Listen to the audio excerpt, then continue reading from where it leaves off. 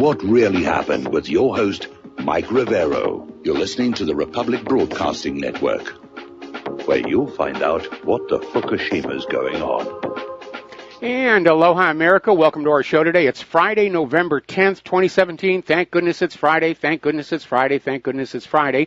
We have a lot of stuff to talk about today. The phone lines are open. 800-313-9443. Mike is in our control room, twiddling the dials, keeping us out of trouble, and ready to answer the phone when you call on in. Quick little programming note, the lovely Lady Claire will be joining us in hour number 3 today with her unique perspective on the world here.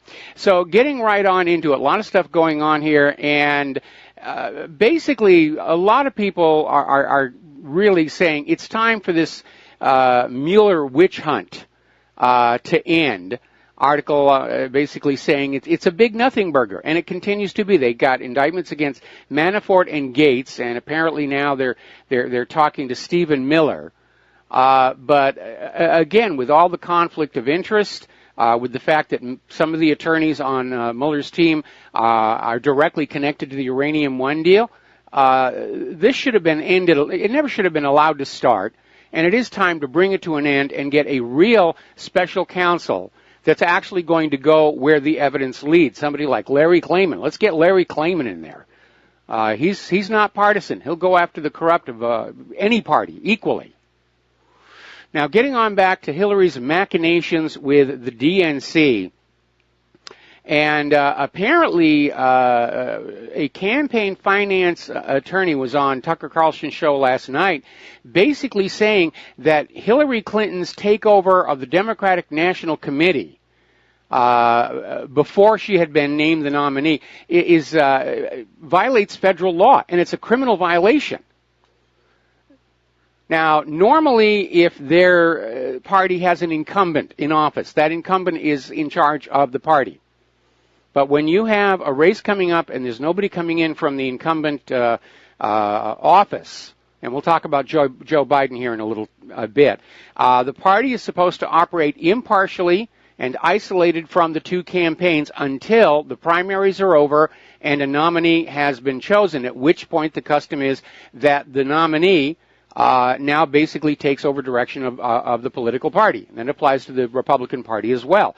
But the way Hillary did it is definitely a violation. And now there may be yet another sign of corruption going on here, because Clinton had so much control over the Democratic National Committee that she actually moved the Democratic National Committee bank account from Washington up to New York to the very same bank where Hillary's campaign account was located. So Hillary's bank made out from all the fees and everything else going on with that. But it is a violation of federal campaign finance law. Now, there's another article came out of Brass Check, CIA, We're with Hillary. And it basically goes back about how Republican power players and donors, including the intelligence community, loved Hillary, and she was their candidate in 2016. Well, it's not so much that they love her. It's that the Clintons know where all the dead bodies are buried and how they got to be dead bodies.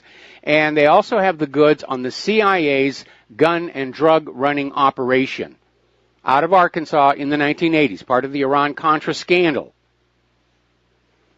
But there was massive election fraud last year. It was used to defraud Bernie Sanders, and they tried to steal the election away from Donald Trump. And I'm not sure that the Republican Party is all that squeaky clean either. If you remember in the early days of the campaign, how the GOP were just absolutely opposed to Donald Trump. They did not want him either. Now, there's been a new poll out there of voters, and the majority of them say that they believe the primaries were rigged.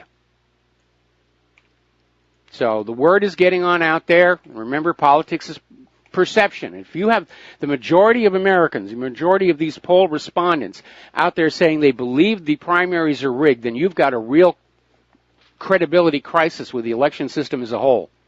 It needs to be overhauled. We need to get rid of those electronic machines. We need to have voter ID laws. We need to close all these little loopholes that are being used by the election riggers to basically decide our government for us. And that's not the way this country is supposed to be working. Now, a lot of people last year were talking about Joe Biden stepping into the ring and running for president.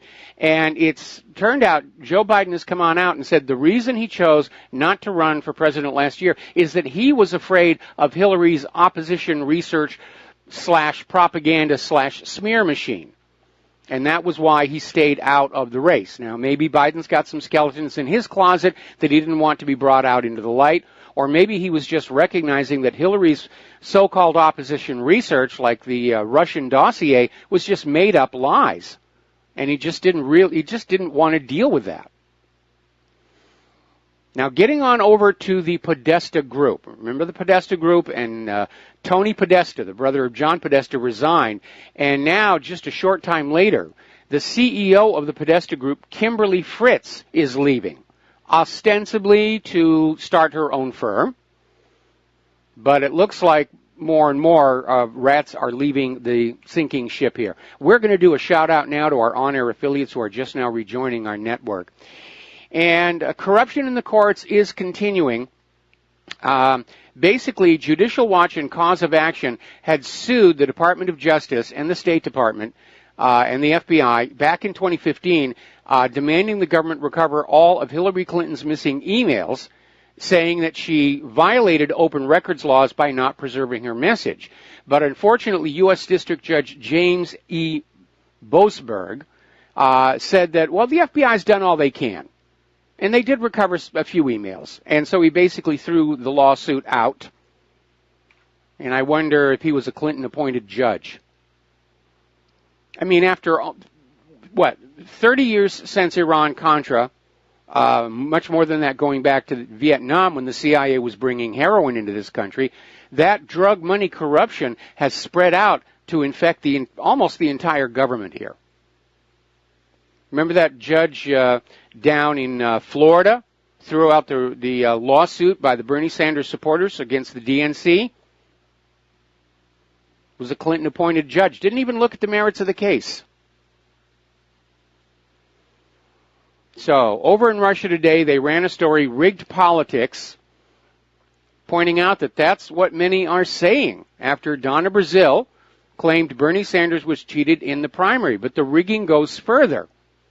And they, too, are pointing out the GOP establishment didn't exactly embrace Trump then or now.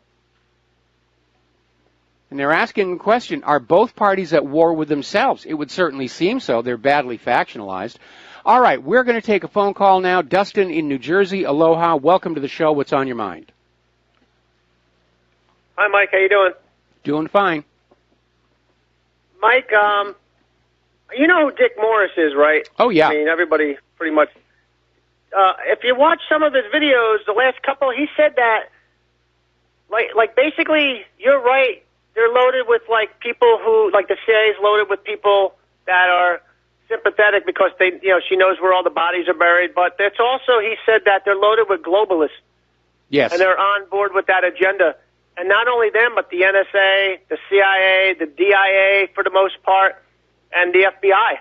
You know, and I know he also said when John Brennan was in that John Brennan, of the CIA, he changed the whole structure of the CIA. And, there's good elements in the CIA, but there's a lot of bad apples, Mike. And, we go back to that, what we both said before, Trump should have cleaned house when he came in because these people wouldn't have had an opportunity to really do what they're doing, Like, if you got them out real quick, it would have been harder for them to create this mess, Not to say there would still be a mess, but it'd be a lot harder for breaking them up, different floors, get them out, I mean, you got to get them out, Mike. I mean, yeah, absolutely. It's going to continue. And again, my primary criticism of Trump was that he came into the White House as dangerously naive about the reality of Washington, D.C. politics as Jimmy Carter. And Jimmy Carter got blindsided, and so is Donald Trump. His biggest mistake was trying to be magnanimous in victory and saying, everybody, you can keep your old jobs, in the belief that now that he was the boss, they would be loyal to him, and that may be the way it works in business. It's not the way it works in Washington, D.C. Day one of his administration, he should have just given everybody their pink slip And being an outsider president, he should have brought in more outsiders to run those key positions within the government. Just being inside the Beltway doesn't mean you're the only one qualified to run these jobs. There are very qualified, talented people all across the length and breadth of this land who would do an excellent job. They've got the education and the skills to fit right into those jobs and do a wonderful job, for the American people and for Donald Trump. Like I said, I would love to see Larry Klayman get in there as a special counsel or a special prosecutor going after the Clintons. But if you look, some of them are in it for the money, but a lot of them are on board because it's a cult, the globalist cult. New World Order. That's why they'll follow Hillary Clinton off a cliff. They would.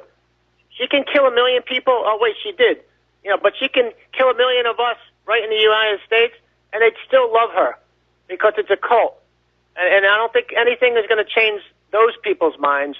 And they're on for the agenda, Mike. Like I said, it's going to be a rough 4 years, Mike. I don't think he's going to be able to get anything done. I'm afraid you're absolutely right. And instead of the word cult, let's just call it groupthink. But behind it all, I think that's not the strongest force holding it all together. I think it is this interlocked web of mutual blackmail that keeps everybody marching in the same direction, even if it is toward a cliff edge. And, Mike, one quick thing. There's a kind of a positive note. Prince Bandar Bush has been arrested in Saudi Arabia, so something's going on over there. Yes, very much so. And I don't...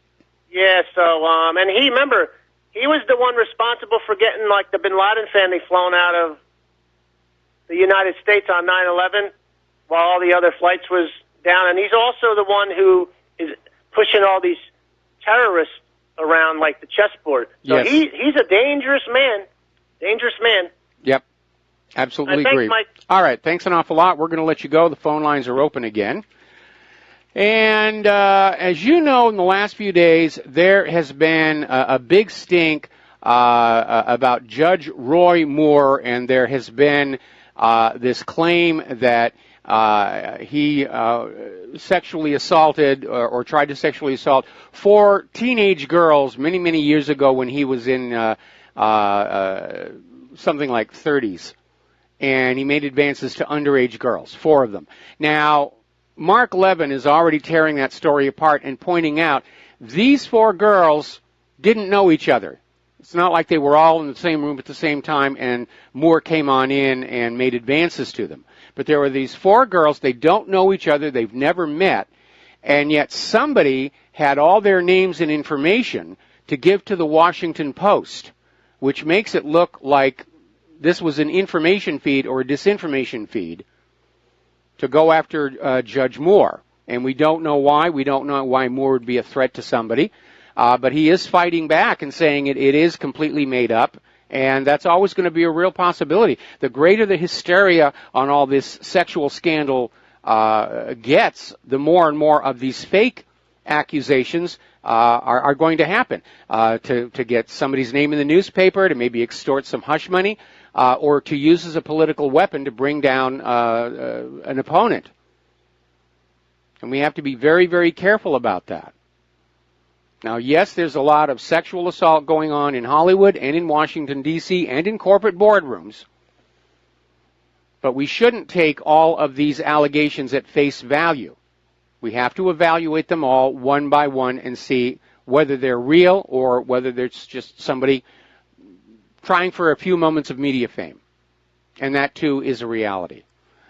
Now, the American branch, if you will, of Russia Today has finally agreed they will register as a foreign agent, even though they see this as basically an escalation of the war against the Russian media, and they're basically calling it McCarthyism on steroids, and they're absolutely right.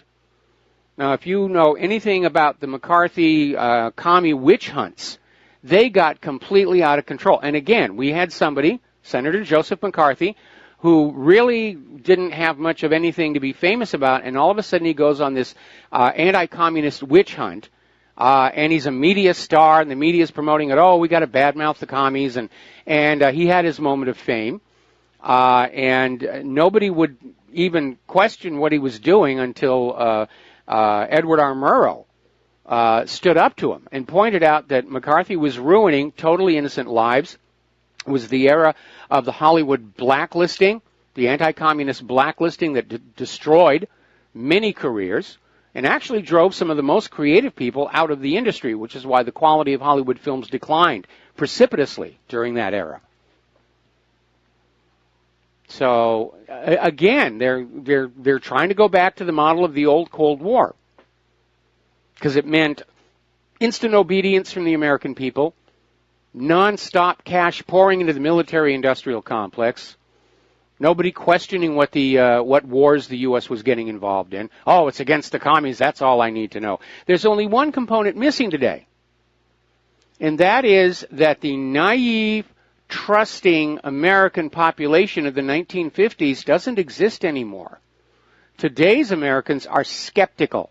They don't trust the government. They don't trust the corporate media. And that's why this attempt to get a new Cold War or a new hot war going is in serious trouble already. Now, there's an article out of Strategic Culture, How Israel and Saudi Arabia Conspire to Seize Control of the Middle East, and basically they're starting with that recent leak of that classified Israeli Foreign Ministry cable that was sent to all Israeli diplomatic facilities, basically to try and bring about political discord in Lebanon and a Saudi military confrontation with Iran. So once again, Israel's right at the heart of this stirring up toward a major war. Just like they were right there alongside the United States going into Iraq, well, they're still cheerleading going into Iran. Israel loves wars because they don't have to fight them. You do. Israel loves wars because they don't have to pay for them. You do. Such a deal. Now, the leader of Hezbollah is looking at more and more confirmation that Lebanese Prime Minister Hariri resigned under duress from the House of Saud and may be under house arrest in Saudi Arabia. And basically saying Saudi Arabia wants to impose a new prime minister on the people of Lebanon. In other words, a regime change to bring Lebanon in line with the accepted global international agreement of whatever it is they were agreeing to here. Now, another article that's coming out of Press TV is apparently E. Michael Jones was interviewed by Press TV, and he came on out and said that Saudi Arabia may have kidnapped Hariri on orders of Israel to try and just get something going. I mean, they've lost big time in Syria, and they don't want to have to admit that, so they're just going to go to a plan B and kick up a war in Lebanon and possibly one in Iran if they can get going for it. And we've been talking about all these countries like Bahrain and Kuwait and Saudi Arabia telling their nationals to get out of Lebanon immediately. They're all using that word. And a lot of people were saying maybe it is a forecast of a Saudi attack on Lebanon. Maybe not. Could be Israel. Israel's right there. Israel may just decide to go into Lebanon. It's not the first time they've invaded and attacked Lebanon. They still want that Litani River. And so it might be Israel that's getting ready to attack Lebanon while Syria is goaded toward a war with Iran. And this one could really spread over much of the globe because French President Emmanuel Macron had a surprise trip to Saudi Arabia to have talks with the Saudi Crown Prince Mohammed bin Salman, who's due to become the king here almost immediately. So now France is dipping their foot into that Middle Eastern quagmire. Macron is also out there saying that he wants to amend the Iran nuclear deal to avoid Tehran's hegemony in the Middle East. So Iran is the new enemy. Ooh, the new evil country. We have to do something about them. We'll be right back after these few commercials. America, welcome back to our show here. And one of the issues with Israel trying to partner up with Saudi Arabia is a political one. And that is, of course, that Saudi Arabia is part of many nations in the Middle East who are very upset over Israel's treatment of Palestine and the Palestinians.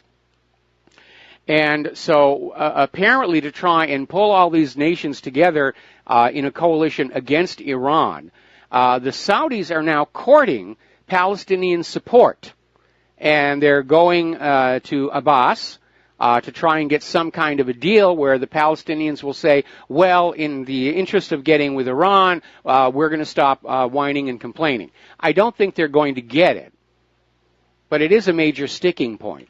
But all these nations in the Middle East, and that includes Saudi Arabia, need to look at what happened to Iraq, need to look at what is supposed to happen to Iran, and realize they're in that line somewhere. Because the goal is to take all those nations and smash them into smaller countries that are easier to bully and push around. And Saudi Arabia is not immune from that, especially with all the oil. All right, we're going to take a phone call. Peter in Los Angeles, aloha. Welcome to the show. What's on your mind? Yeah, hi, Mike. I wanted to point out something about that you were saying. Just like the evidence it points to Israel and Saudi Arabia, but primarily Israel, being behind the expansion of the war, just like they were drumbeating for us going into Iraq, and they drumbeat for us to go into Syria and Libya and everywhere else. But it's interesting that people are now wanting to register RT as an agent of a foreign government, but they do nothing about MSNBC and the New York Times and CNN and everything else, the Wolf Blitzer network and what have you, that are all completely drum-beating organs as well. I'll give you an even more obvious. I'll give you an even more obvious hypocrisy. What about all these Spanish language stations? Why aren't they registered as foreign agents of Mexico? That's a good point. That's a good point. Mike, did you see the thing happening in Britain right now about they caught one of their legislators, their ministers of parliament, or actually as a cabinet member, who was a fifth columnist for Israel? Priti Patel is her name? Yeah. Did you happen to see that? Yeah, I did, and she was having all these secret meetings with Israel, and she's been forced to step down is the good news. Right, and promising them basically support on BDS and money being funneled somehow to Israel. And this is an Anglo-Indian. This is not somebody who's Jewish. She's Anglo-Indian, but she's just bought and paid for by the lobby. Absolutely, and there was a recent documentary in Great Britain on the power of the British Jewish lobby. And, of course, the Jewish lobby tried to get it banned from the air, but it was looked at by the governing organization and said it is fair, it is honest, it's accurate, and it's unbiased, and it was allowed to be broadcast. And now the people who produced that are getting ready to do one right here in the United States of America. And absolutely, we should do the same thing. If we catch any of our politicians putting the interests of Israel over the interests of the United States of America, they should be thrown out. We can't tolerate that kind of deception and corruption in our country. Well, you remember, like for instance, historically, Rahm Emanuel, who in 1991 put on an Israeli uniform rather than an American one when we went to war in the Persian Gulf War, Desert Storm. But Rahm Emanuel, when he was in Congress, was in charge of making sure, vetting all the congressional candidates for the Democrats. Yes. And they either got his approval or they didn't get to be candidates. And one of his ironclad things that he required was you had to be a lockstep supporter of Israel, or you didn't even get. You couldn't even possibly be a candidate for the Democratic Party. Then if you look at Podesta and Debbie Wasserman Schultz, and just go down the list of all the people who control both these parties and who finance them. We're living under puppet rule. We're living under foreign puppet rule, and we should be no more content with that than the people of Libya or Iran or any of these other places under foreign puppet rule. Iran not at the moment, of course. They kicked their puppet out. All right, well, listen, Peter, got to let you go. We got to take a break for commercials, and we will be right back. And aloha, America. Welcome back to our show. Now, next year, Fiscal 2018, the total budget of the Pentagon will be more than $700 billion with a B, which is $26 billion more than requested by the White House. And there is $5 billion in that budget specifically earmarked to counteract Russian aggression. Even though nobody can actually say that there's any indications of Russian aggression, we have all these NATO troops all around the Russian borders in Europe. We don't see Russian troops on the northern side of the border with Canada. We don't see Russian troops on the southern side of our border with Mexico. We don't have Russian aircraft carriers and other warships tooling around the Gulf of Mexico. It is very obvious that Russia is not the aggressor here. And they're still out there screaming how Russia stole Crimea, which is an absolute flat-out lie. It's yet another lie to basically sell you on the idea that you're going to have to just deal with higher taxes and get nothing back for any of that money, and you're going to have to say goodbye to your children because they're going to go off and fight this war against the evil Russians here. But it's time to stop saying that Putin invaded Ukraine and annexed Crimea. And yes, they're trying to use the big lie tactic here. If you tell a lie big enough and keep repeating it, people eventually come to believe it. And that's advice coming right from Goebbels, Hitler's propaganda minister. Just keep repeating the lie, keep repeating it over, and eventually everybody will say, well, everybody is saying it, it must be true. Now, Putin did not invade Crimea in 2014. Russia does have a naval base in Sevastopol, and it's normal for Russian soldiers and sailors to be in Crimea. It didn't represent an invasion. And Crimea wasn't even really a part of the Ukraine. When the Soviet Union collapsed, it was known as the Autonomous Republic of Crimea. And Ukraine just sort of said, well, yeah, we'll be buddy-buddy with you. And that's really as far as it went.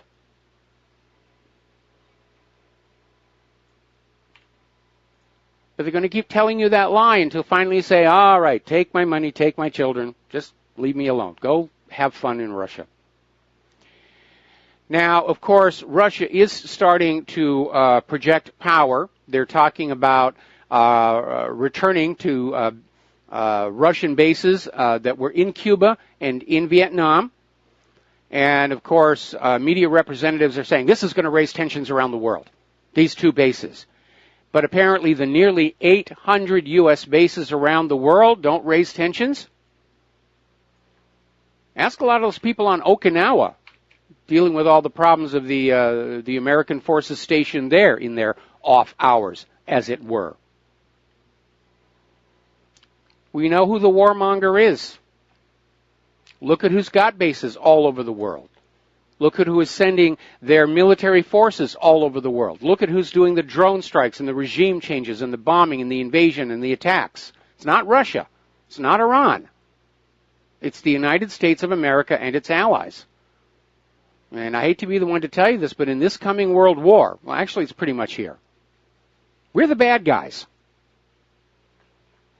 I know you don't want to hear that, but we are. We're the bad guys this time. Now, over in Saudi Arabia, things are still very dynamic, claiming anti-corruption. They're arresting a lot of people. And more, though, it looks like an attempt to consolidate power ahead of Crown Prince bin Salman assuming the throne, which is going to happen. They basically said once the purges are over, the king will abdicate, and Crown Prince bin Salman will officially become the king of Saudi Arabia, even though pretty much he's running the country as it is. Now, however, a lot of Saudi billionaires are starting to move their money out of the country, afraid that they're going to be arrested on possibly trumped-up charges and their wealth confiscated. Because the Saudi government is still in serious economic trouble following that poorly thought-out oil price war staged against Russia a couple of years ago, forced Saudi Arabia to actually issue government bonds for the first time in modern history. And many of the world's richest men are living in Saudi Arabia. And if they're all accused of corruption and they're all thrown in jail, there is upwards of $800 billion that could be grabbed by the Saudi government to deal with its financial obligations, and more to the point, to fund, apparently, the soon-to-be attempted war against Iran. Now, over in Korea, as you know, Donald Trump was out there talking tough about, do what we say, unquestioning acceptance of our dictates, or there will be total war. And what the corporate media didn't show you is that there were major protests by the South Koreans against Trump and against the war that he is threatening on the Korean Peninsula. Most of these people remember the start of the Korean War. It never really officially ended. They had a ceasefire and that was it. There is still technically a state of war between North and South Korea. But President Trump apparently abruptly shifted position regarding negotiations with North Korea, saying now he wants to make a deal. And apparently the State Department has been working on a new initiative to break the diplomatic stalemate with Pyongyang, starting with a proposed 60-day freeze in nuclear and missile tests. Well, it's actually been quite a while since North Korea actually fired off a missile, and it doesn't look like they're going to be able to do any more nuclear testing until they build a new underground test facility, because the old one is just in a state of collapse here. So maybe they're thinking about backing off on that. They've got an opportunity to go into the Middle East, and North Korea would just be an interference at the moment. So they may be moved to the back burner on the stove, as it were. Meanwhile, the U.S. Department of Treasury has imposed sanctions against 10 Venezuelan officials, including a member of the recently elected Constituent Assembly, several electoral officials, and a diplomat, supposedly because of election irregularities. They should be doing that here in this country, with the revelation that Hillary Clinton and the DNC rigged the primaries to steal it from Bernie Sanders. Why aren't they being hit with these sanctions?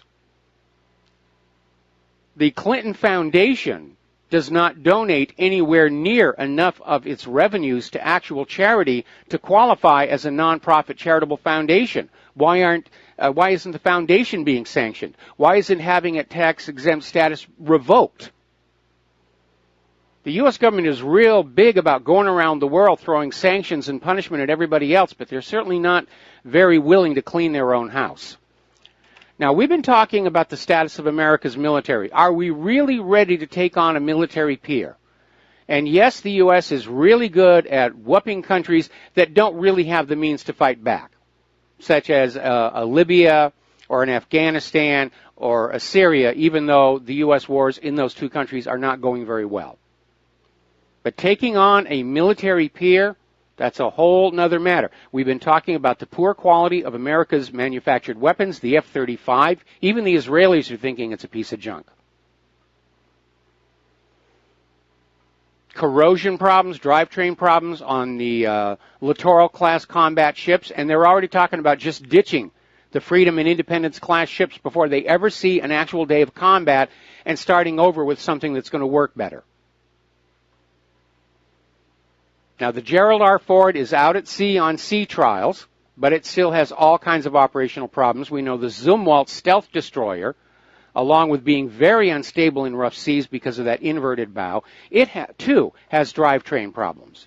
F-22's asphyxiation problems, and on and on. Then we started talking about the caliber of the command structure, starting with the crews who were in command of the USS Fitzgerald and the USS John H. McCain, who were involved in these lethal collisions with commercial shipping.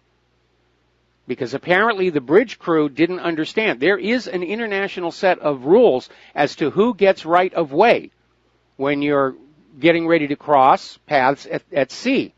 And those giant super tankers and super cargo carriers are at the very top of the list because of their bulk and size. They can't turn or stop quickly. And somebody forgot that they get the right of way, tried to zip around in front of them, they miscalculated, and they had an accident. Then we find out that 60 admirals have been caught up in this corruption scandal. It's called the Fat Leonard scandal. And you start to wonder, do we really have a military that is anything other than a cash sink, a get-rich-quick scheme?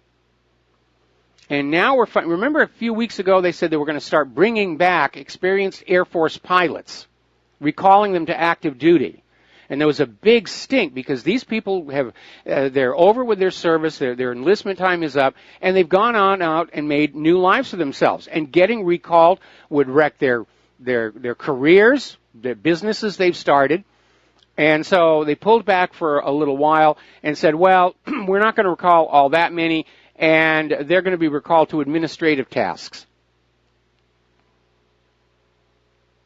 Now we're hearing, courtesy of an article in Truth News, that the current crew of Air Force pilots are burning out. Apparently they don't have enough pilots for all the different missions that they're being asked to carry out around the globe. And these pilots are so overworked, they're literally burning out. And we're talking about pilots who've been out on as many as like 17 deployments.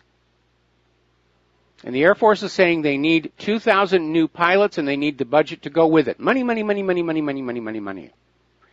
Now, one place where they may save a little bit money, remember Space Command? They were talking about that. It was supposedly going to be a whole new branch of the military that was going to be given authority over anything operating outside the atmosphere, including the XB-37 robotic space shuttle, satellites, space-based weapon systems, which I think is a dumb idea. But apparently in the new military budget that came out, the 2018 National Defense Authorization Act, it's omitted the provision that would have required the Defense Department to create that new military branch. So at least for the immediate future, the Space Corps is officially dead, and all of its tasks are remaining where they have been up to this point. But I'm sure they will do that at some point. The Space Cadets. Won't that be fun? Have that on your uniform. Now, one of the reasons for all these wars, I mean, there are so many overlapping reasons, but a lot of it has to do with oil pipelines and the rights of way. We went into Afghanistan to get a very cheap right of way for an oil and gas pipeline. Didn't want to pay the full tourist rate, so overthrow the government, get the cheaper pipeline. And all it cost were, so many American lives. That's just the cost of doing business here. Well, apparently there is a new stink kicking up over what is called the Nord Stream 2 pipeline, which Gazprom is planning to go from Russia to Germany along the bottom of the Baltic Sea, cutting out Ukraine, which has been making all kinds of problems with the pipeline going through their territory, taking Russian oil and gas to Europe. And it's actually given Ukraine the means with which to blackmail Europe on certain political fronts. But apparently the EU thinks that that's all hunky-dory because they're basically opposed to the Nord Stream 2 project moving forward. And, of course, those pipelines, even when they're not being used for political purposes, they are money makers. The current Nord Stream 1 that passes as much gas every year as 700 tankers from the U.S., and at a much lower price. But they don't want Russia having that income stream from the pipeline. Now, you probably noticed that the stock market isn't doing that continuous upward trend that they've been crowing about for the last few weeks here. And the reason is because the latest incarnation of the new GOP tax plan delays the corporate tax cuts until 2019. And that spooked a lot of investors who were starting to buy stocks in corporations, expecting that the lowered corporate tax rate would mean higher profits, higher dividends, and more valuable stock. That's not going to happen until 2019. So they started kind of bailing out on that. It's not a major drop. I think the Dow ended down 39 today, which is just barely above noise here. Meanwhile, Kellyanne Conway is out there pointing out that for all these tax plans that have been coming and going throughout the years, there has not been a major tax cut for the average American worker in decades. And analysts are looking at the new tax plan coming out of the GOP, and yes, it's going to be lower taxes for corporations, lower taxes for the wealthy. The middle class is going to see a tax increase. Always they tax the middle class, because they don't want the middle class to have the money to stand up in opposition to the oligarchy. But at the same time, it means the middle class doesn't have the money to go into the shopping malls and buy all the products that the corporations are trying to sell. It's a two-edged sword. When you impoverish your population, they stop going to the stores and buying the things you're trying to sell them. Now, one thing that is definitely on the way up, gold coins and bars saw demand rise 17% in the third quarter of this year. So even all the scare stories about phony gold coming out of the Canadian Royal Mint are not deterring people from trying to acquire gold, to protect their wealth, to get it out of the hands of the bankers, to get it out of the hands of the stock market, to get it out of the hands of Wall Street. Now, earlier we were talking about all these sex scandals. It all began with Harvey Weinstein in Hollywood, and all of a sudden I think the Hollywood sex scandals are being fanned up by the Hillary camp to take attention away from the Dossier Gate, Primary Gate, and Uranium Gate. And I'm sure those Hollywood liberals are very unhappy when they realize that Hillary and her people are willing to throw them under the bus to save their own sorry hides. But as it turns out, along with politics and Hollywood, there's a lot of sex stuff going on in corporations. And when we come back from this break for commercials, I will further elucidate. We'll be back after these words from our sponsors. And aloha, America. Welcome back to the show here. And before we get back to the corporate world of sexiness, breaking story over at InfoWars, they've identified one of the accusers of Judge Roy Moore as a fervent Democrat who worked for the DNC as a sign language interpreter for Hillary Clinton and Joe Biden, which was a little detail that the Washington Post didn't bother including in their report. So yeah, this is looking like the dirty tricks are still going on, and the corporate media is still going along with it. Now then, getting on back to the corporate world. As you know, people who are very rich, they like to have their fun, they like to have their parties, and a lot of this was brought to light with what was called the Carlton Affair by the French newspapers. Basically, it's talking about how before he was arrested for supposedly abusing his maid, Dominique Strauss-Kahn was basically entertained at so-called sex parties. And basically what it's revealing is they're saying that at high levels of corporate culture, sex is used to grease the wheels of commerce. It's far more common than most people think. And they take it off their taxes as a business expense. So it's having sex on the company dime. And if you remember that movie, The Wolf of Wall Street, that's actually a true story.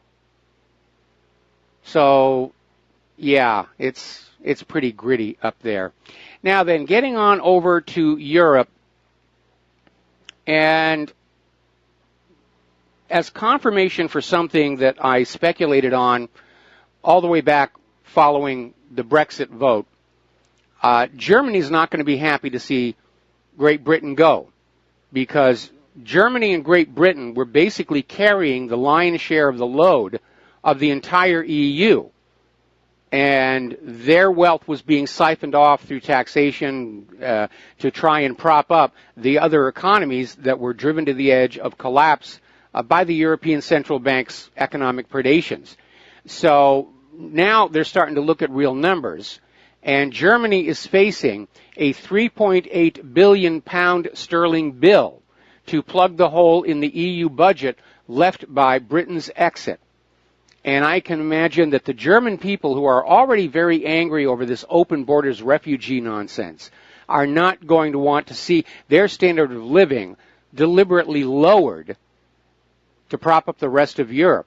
So I think there's probably going to be a growing move for a Germany exit from the European Union, even though Merkel is fully on board with the EU and globalism and the New World Order. But she was weakened in the last election. And if they do hold a new election, she might actually come out even worse. So we'll see what's going to happen over there. All right, we're coming up here on the top of the hour. We're going to do a station identification, and we'll be back with more news after these few words. And aloha, America. Welcome back to our show. Hour number 2. The phone lines are open, 800-313-9443. And another update on this breaking story where one of the women who was accused Judge Roy Moore of inappropriate approaches to underage teenage girls, something like 30 years ago. Debbie Gibson, we already reported that InfoWars said that she was the death signer for the Hillary and Joe Biden campaigns, and now it turns out she's actually working for the campaign of Moore's opponent, Doug Jones. So yeah, it's a political hatchet job. It's a dirty trick. It's amazing. It's amazing. Actually, it's disgusting if you think about it. Now, let's talk about the National Football League. And this whole protest thing has gone on way too long. And I'm not sure what the original agenda was, to try and use the sports stars to sort of sell the idea that, we shouldn't respect the flag. And we had that story the other day where the California NAACP has declared our national anthem racist and is saying we have to stop singing that. We've seen all the Confederate statues being torn down and replaced with statues of other people like Washington, D.C.'s crackhead mayor. So this whole thing with the NFL is really starting to hit the league very heavily because Linda Yaccarino, who's the head of advertising and client sales partnerships at NBC Universal, which televises the Sunday Night Football, has revealed that a lot of the sponsors who've just always been counted on to be there, they're basically threatening to pull their ads over this anthem protest situation. We know that Papa John's is out there saying that since this all started happening, pizza sales have dropped because people just aren't watching the games anymore. And normally when they're watching the football games, they'll order a pizza. So this thing has just backfired horrendously. And at some point, I think we're going to start seeing some of these NFL team owners just come on down and say, look, the NFL rules say you will stand at attention and face the flag during the playing of the anthem. That's actually in the NFL rules.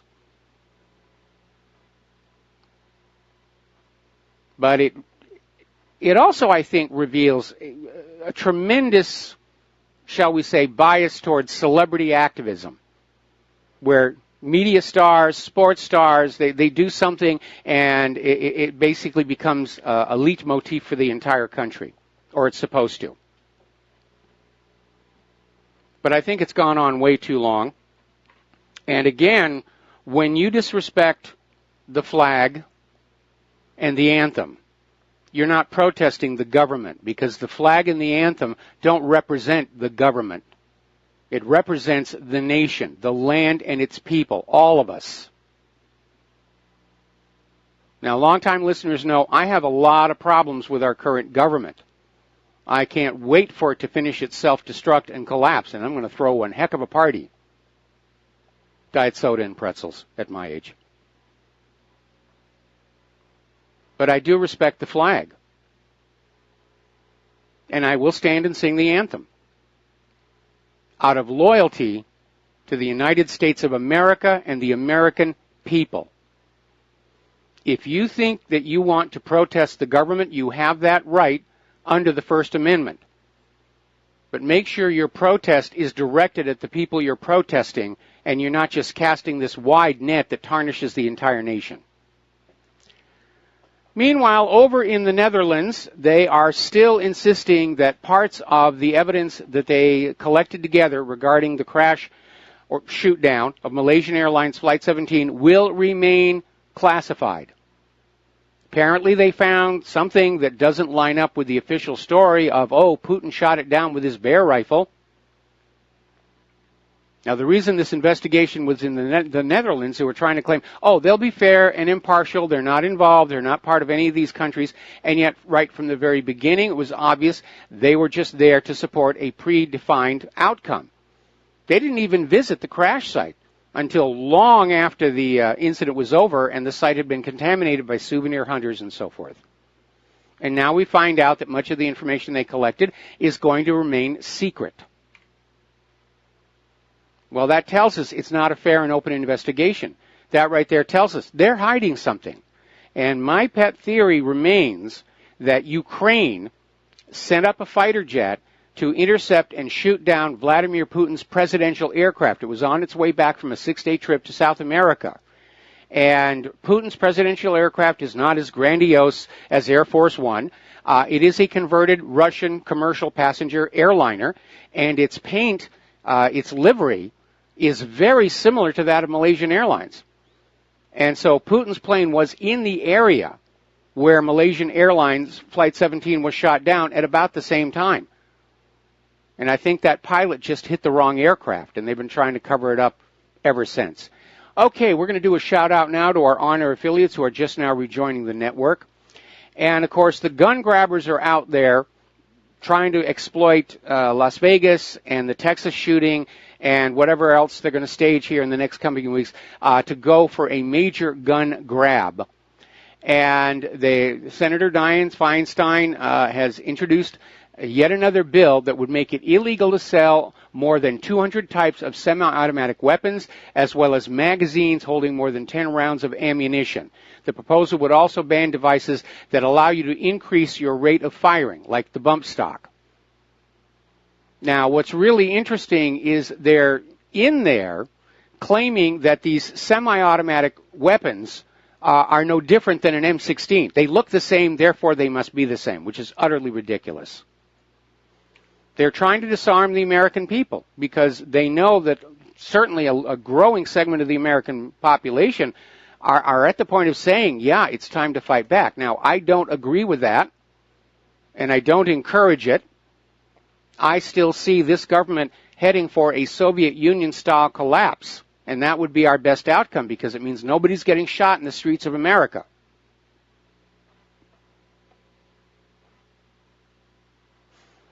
Now, getting on over here to some of this stuff with computers here.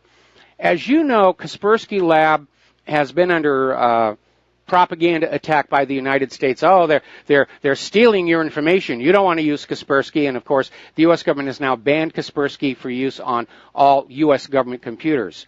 But the reality is that Kaspersky, alone among all these so-called computer security software companies, refuses to comply with U.S. demands for things like backdoors, or at the very least to hide it when they find U.S. criminality out there.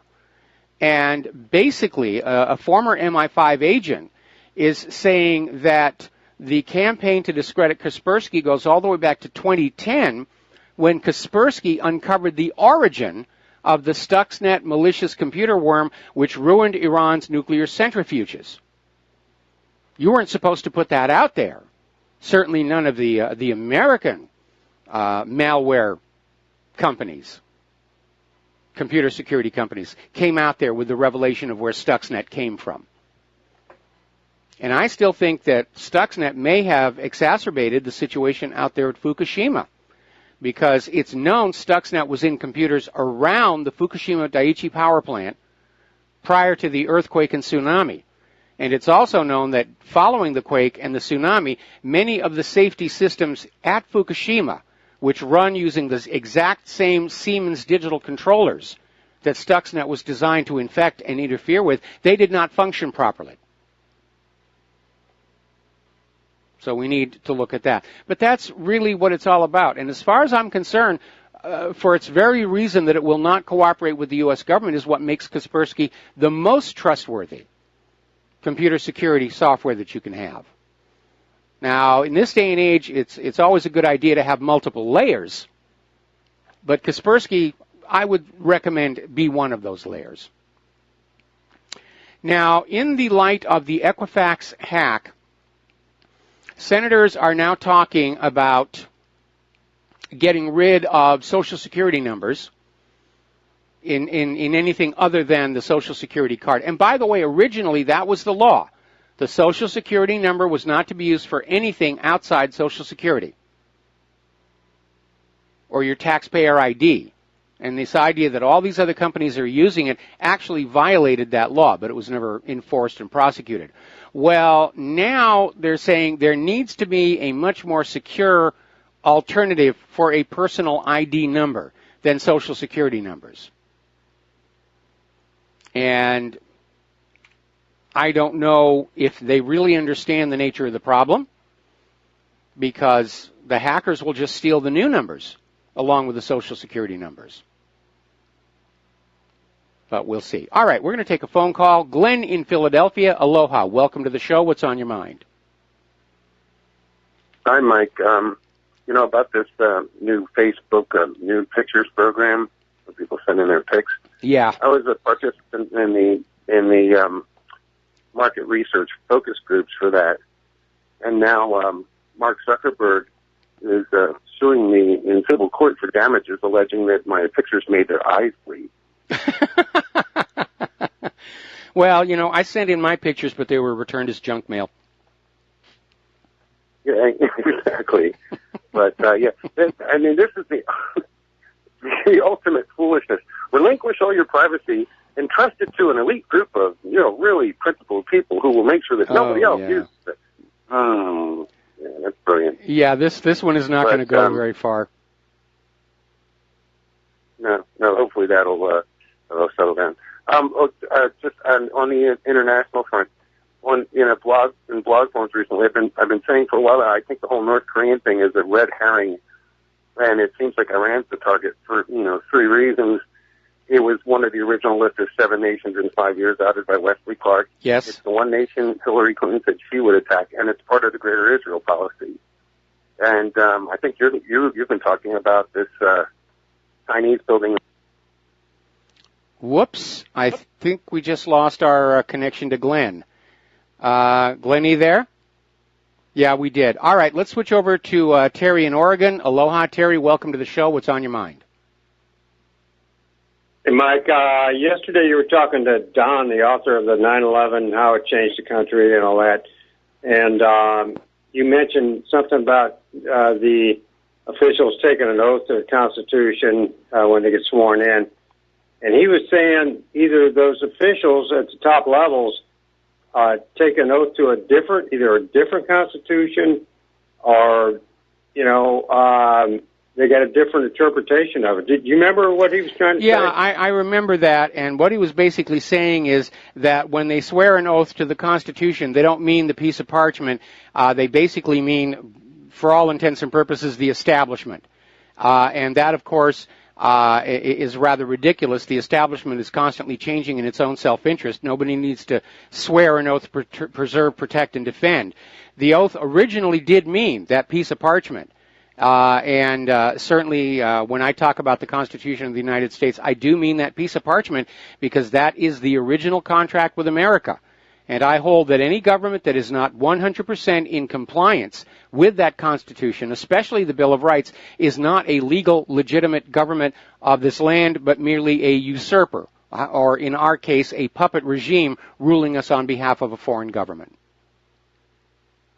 Obviously, but yesterday I was really confused. Do you think he's correct about that? About, at the top levels, they got an unwritten rule that, you really don't take an oath to the real Constitution. It's something that you take an oath I don't think at that level, I don't think they care. I mean, they'll just take the oath and they'll be on TV and they don't care what it really means because, they have no intention of keeping it. Remember what George W. Bush said, the Constitution is just a blankety-blank piece of paper. And it isn't paper, it's parchment, by the way. Yeah. I think Roosevelt made the same statement years ago. Anyway, that was a real eye-opener. It doesn't surprise me at all. Okay, Mike, thank you very much. Appreciate all right, it. Thanks an awful lot. We're going to switch over to Rick in Arizona. Aloha, Rick. Welcome to the show. What's on your mind? Rick, are you there? Okay, apparently. Oh, Rick, are you there? Yeah, I'm here now. Can you hear me? I can hear you now. What's on your mind today? Okay, are you still in favor of banning bump stocks? Because I remember there was a show there right after this thing. You said you think they should have been banned. Well, I did for a while, and then I decided no. I was going to reverse myself on that because, again, the whole point of the Second Amendment is to arm the American people to hold off abusive government. And so I did reverse myself on that one, especially in the growing light that all of these recent mass shootings have been staged events to push the gun grabber agenda. Okay, as far as the budget goes, on the defense budget, there's 12,000 miles of water between us and the rest of the world, and I really think it's time for these corporations to pay for their own security and whatever they want. This is all it really is. You know, they're using the United States government to secure their pipeline construction, keep the peace wherever they're doing their thing. And so it's really absurd to believe that we're going to be invaded by anybody anytime soon. I mean, holy crap, there's 12,000 miles of water. Yes. You know, and the supply lines, if we're going to attack another country with our military, the Pentagon knows most of our troops will drop their guns and run. I mean, they're not going to take on the Russians. The Chinese got 30 million in reserve in the army. So, I mean, it's really absurd. This is really, it's for people that, I don't know, it's absurd. Well, thanks for taking my call. All right, you got it. Thanks an awful lot. Unfortunately, in this Third World War, I think ground troops are going to be of significantly less importance than the automated smart weapons, missiles, drones, so forth and so on. And we're hearing more and more about how the new paradigm is that war with another country is to basically stand off and bomb its critical infrastructure and its government buildings and not have to actually send troops in to hold the ground. Now, of course, that was also the thinking in Vietnam, and it didn't work out. But there is no question that all of the war hawk talk is coming out of Israel and the United States of America, and probably it starts with Israel. Israel loves war. In fact, I've said it before and I'll say it again. I'm sure that Israel would absolutely love it if the United States and Russia could be goaded into a mutually destructive nuclear war that would leave Israel and their nuclear arsenal functionally in charge of the entire Mideast, and through the Mideast oil, basically running the entire world.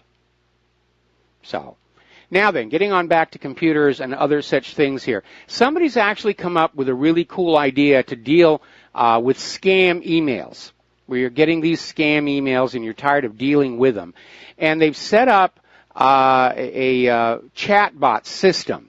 And the email address to reach it is me@rescam.org.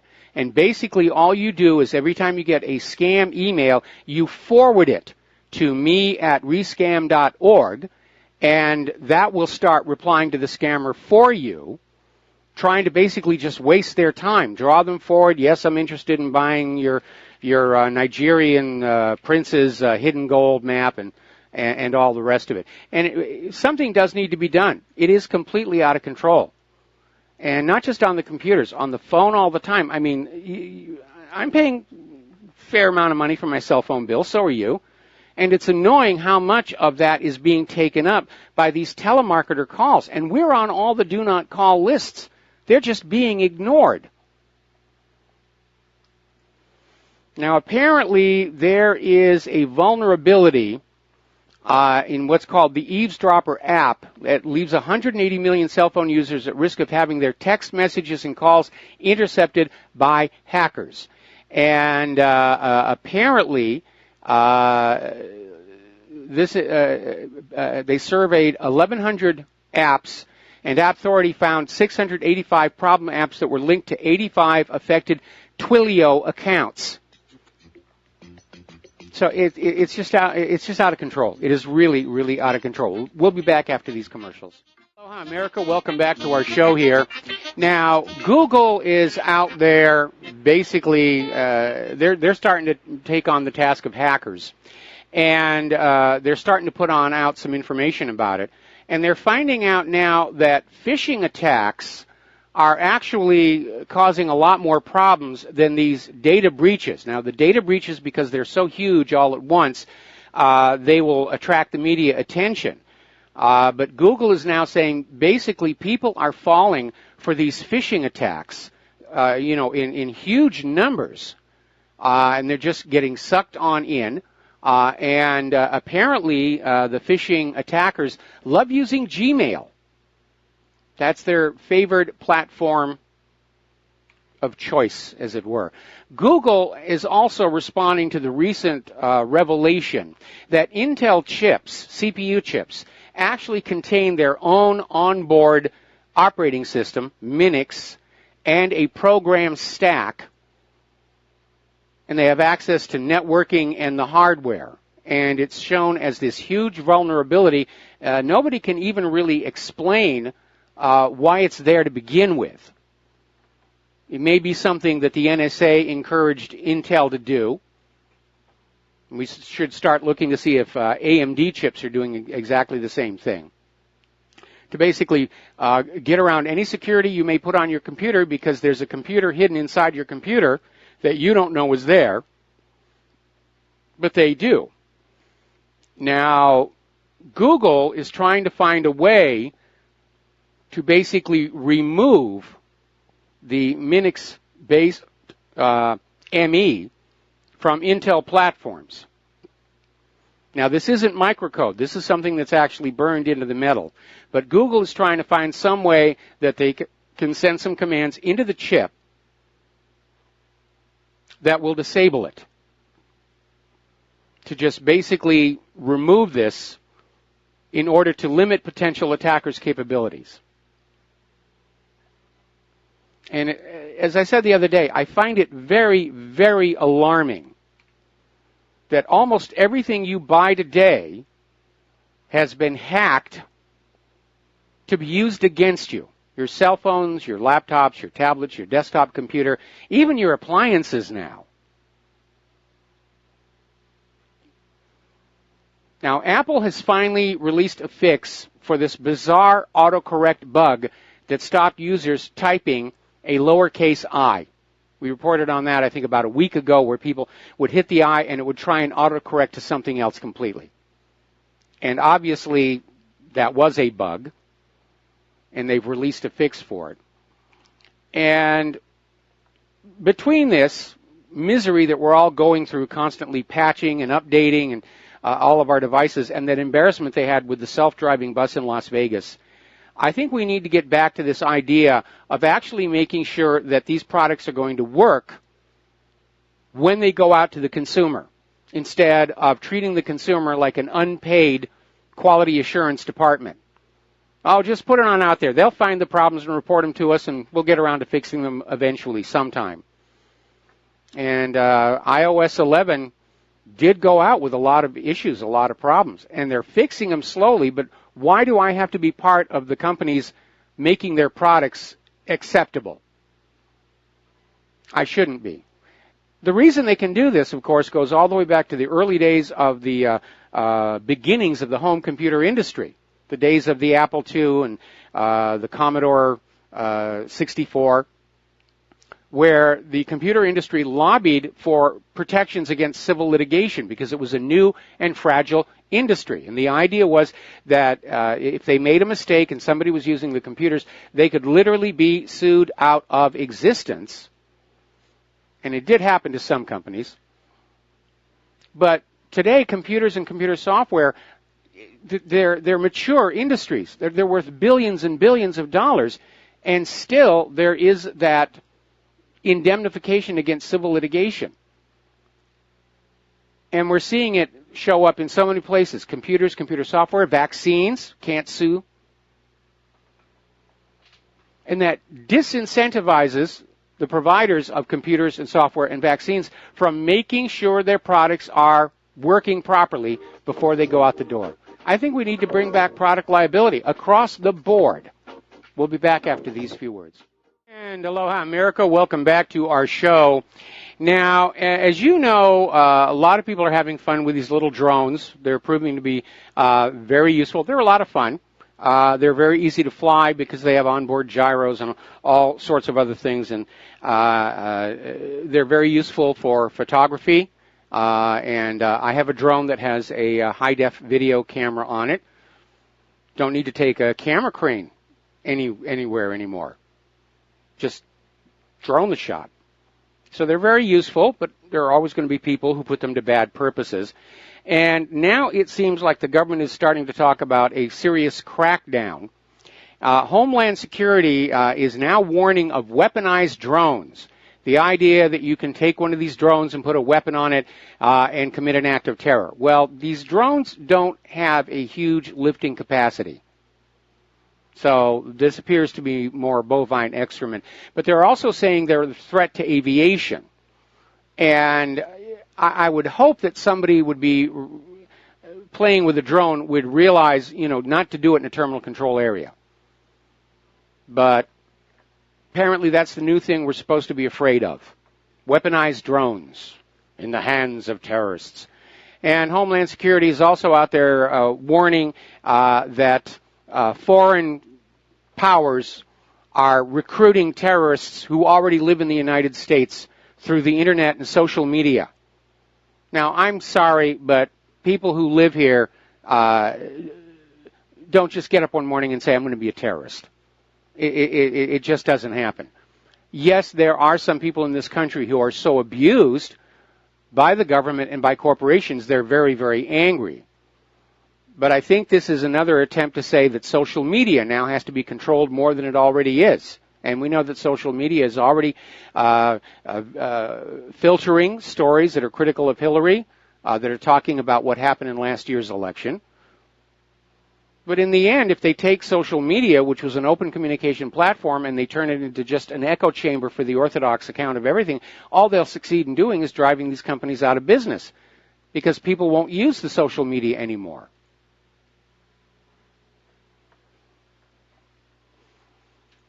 Now, another story about gun rights. There is a gun case, Second Amendment case, heading for the Supreme Court. Now, the Supreme Court so far has kind of stayed away from these. But they may have to take this one because this case basically goes up talking about the Supreme Court's Heller decision, which is what overturned the gun ban in Washington, D.C.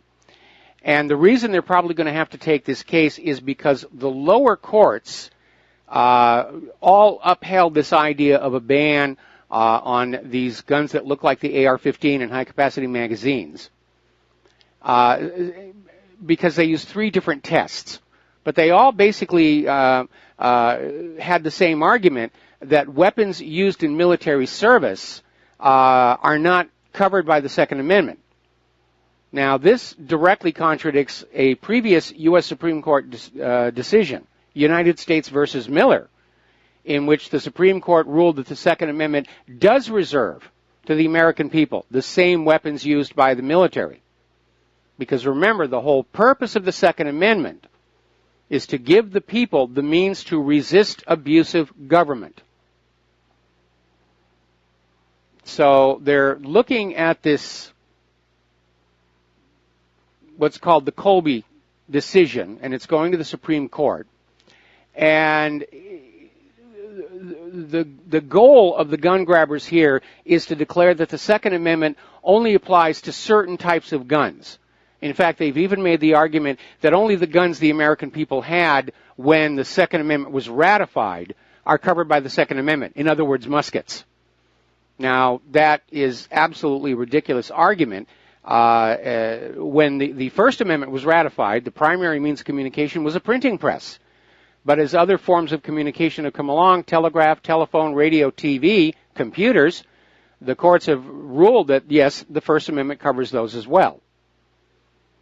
But apparently, they're talking about getting the Supreme Court to try and say a broad ban on firearms can be upheld based on a conjecture the public might feel safer, even if they're not safe at all. In other words, the British argument. The British put in a gun ban, and crime went up, but ordinary Britons who were not the victims of those crimes said they felt safer with the gun ban in place. And so Britain has maintained it, even though it's actually increased the danger to the British subjects. And now it looks like they're going to try and bring that in here, that if the public feels safer with guns being banned, even if they're not going to be safer, that this can be used to limit the Second Amendment. It's a lot of nonsense. And what they're trying to say is that the Second Amendment will allow you to have a weapon that you can defend your home against a criminal with, but you can't have a weapon that you can defend yourself against criminal government, is basically what they're trying to say. And by the way, if they get this, it won't be too long before they'll say, well, you don't need a gun in your home anyway. You have the police.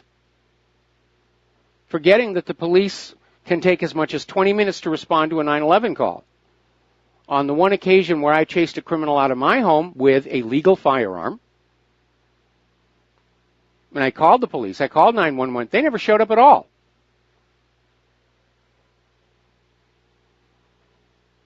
And right now, between tasers and pepper spray and the rest of it, the police are actually killing more people than the mass shooters are. So it's all building to a head. It is tyranny unfolding before our very eyes. Now, tomorrow is Veterans Day, and along with honoring those people who have served in America's military, even if you understand the wars are not as you were told they were, that it was all about oil pipeline right-of-way, that Saddam didn't really have nuclear weapons, they just wanted his oil to be sold for the U.S. dollar. Those people in uniform, they're just as much a victim of those lies as you and I are, in fact, in many cases more so. So we should treat them with the respect and the gratitude that they are due, because they took the oath, they kept their promises, they put on that uniform, they did as they were told. And I've seen an uncomfortable number of articles saying, well, we should get rid of Veterans Days because we know the wars are all bad. Yeah, the wars are bad. No question about it. But I think we should have some appropriate respect for those who served in those wars, because they were lied to the same as we were. The war's nefarious purposes are not the fault of the people who serve in those uniforms. And while we're at it, we need to go back and correct some horrific wrongs done to veterans. Now, it's too late to do anything for all those veterans who were given cancers and leukemia in those Nevada nuclear tests, because they're all but gone. But apparently, former Senator John Edwards is saying that it's time to start dealing with all those Navy service members exposed to radiation in the so-called humanitarian mission to Fukushima. Because it's 5 years ago they were aboard the USS Ronald Reagan, which, by the way, has still never been successfully fully decontaminated. And people have died. They're in the process of dying. Cancers, leukemias. And we need to deal with that. All right, we're going to take a phone call. Craig in Seattle, aloha. Welcome to the show. What's on your mind? Hi, Mike. Thank you very much again. Last time we spoke, you had mentioned something about possibly considering bumping or getting rid of the bump stocks, and you reversed your decision. Thank you very much. You're a true patriot and a true American. Thank you for all what you do. And I was wondering, maybe do you know about this to make it easier for people to understand the Second Amendment? There's a very good video out there by a Mark Peso. I believe that's how his last name is. It's called The True Meaning of the Second Amendment. And he breaks down every part of the Second Amendment by word, from the dictionary and the letters from the individuals who signed on the Bill of Rights, the whole Constitution. It's a great and very informative YouTube. It's on YouTube, and it's called the True Meaning of the Second Amendment. So maybe something that you might already know about, but for other people that want to see this, well, I'm looking for it. The last name is Passio. I just found it. And I'll put it up on the next commercial break. Okay? Thank you, sir. Great job, and I appreciate all your time and what you guys do out there. Thank you, sir. All right, well, thank you very much, and we're going to let you go here as well. And I know it may seem like a dichotomy. I fully support the Second Amendment. I think we should be allowed to have whatever guns we feel are necessary in our lives. Now, I personally don't need a machine gun. I'm very happy with my muzzle loaders. But I think there are people, especially when you look at how the police are often kicking down the wrong doors on homes, that they have a right to defend themselves. A badge and a uniform does not automatically mean you are right. In fact, there was another Supreme Court decision, John Bad Elk versus United States, which said very simply, they ruled that when the police are acting within the letter of the law, they are due your respect and obedience. But when police step outside the letter of the law, they're just ordinary people. And citizens have a legal right to resist, up to and including the use of lethal force. And right now we're in an era where the government is just behaving abominably, rented lips. And I don't encourage people to start shooting anybody. I'm still trying to avoid a civil war or a revolution in the streets of America. But I don't see a problem with people who are trained to use firearms safely having them. Now, obviously, in the case of people who are clearly mentally ill and violence prone, there does have to be a restriction there. And again, this guy who shot up the church in Texas shouldn't have had a gun. And it underscores the fact that new gun laws won't solve the problem because the existing laws aren't being enforced. Same thing with immigration. New immigration laws are not going to help because the existing immigration laws aren't being enforced. All right, we're going to take a phone call. Sal Jr. in Colorado. Aloha. Welcome to the show. What's on your mind? Good afternoon. You were talking before this gentleman about the police and such. Yes. They have no duty to protect the people. Yes, that's been established in the courts. Yes. Yes. The other thing is that the police are not part of the government. They're a private organization. And I have a court case on that. A gentleman down in North Carolina who had filed suit against the police and the Department of Motor Vehicles, and the court, it was an administrative court because he was figuring that they were part of the government, and the judge stated that they're not part of the government, they are private entities. But they're answerable to the government, which is obviously contracted for their services. They may be contracted for their services, but they're private entities. I understand that they're a private entity, but they should, in theory, at least be answerable to the government that has contracted with them. I can't imagine any city government simply saying, we're going to hire this police force and then have no say about what they're doing. Yeah, but if they're not part of the government, they don't abide by the Constitution. I would question that in that we are all supposed to be abiding by the Constitution. We're all supposed to be playing by the same rules, respect for the First Amendment and so forth. And again, I would question this idea that any city government that hires a police department and then just says, go and do what you want, without, those people working in that private company are just as bound by U.S. laws as anybody else. Yes, they're bound by U.S. laws, but they don't have to abide by the Constitution. You see that every day. They don't abide by the Constitution. Well, our government doesn't abide by the Constitution. So, I think the source of this rot is at the very, very top. Uh-huh. Okay, I just wanted to voice my opinion. All right, well, thanks an awful lot for the phone call. We're going to let you go and switch to Sherry in Texas. Aloha. Welcome to the show. What's on your mind? Aloha, Mike. Two things. One quick thing on guns, and then I've been wanting to talk about Biden, the corporate media, just real quick, too. Something that was really interesting to me. About guns, there's a right to life, and no guns in the home and no guns in businesses will not allow us to protect ourselves, obviously. So that I don't think that's going to ever happen, because we have a right to protect ourselves. And also about businesses, if they were in businesses and churches and restaurants and schools and all that, if special people were trained to carry them, if they would put out a few bucks to have people in public, in these other places of business, so that we could be out and about and know we're protected. I think that might work, but I know that's not a popular idea. People want to pack them, but until they do something about drugs, I wouldn't be opposed to that.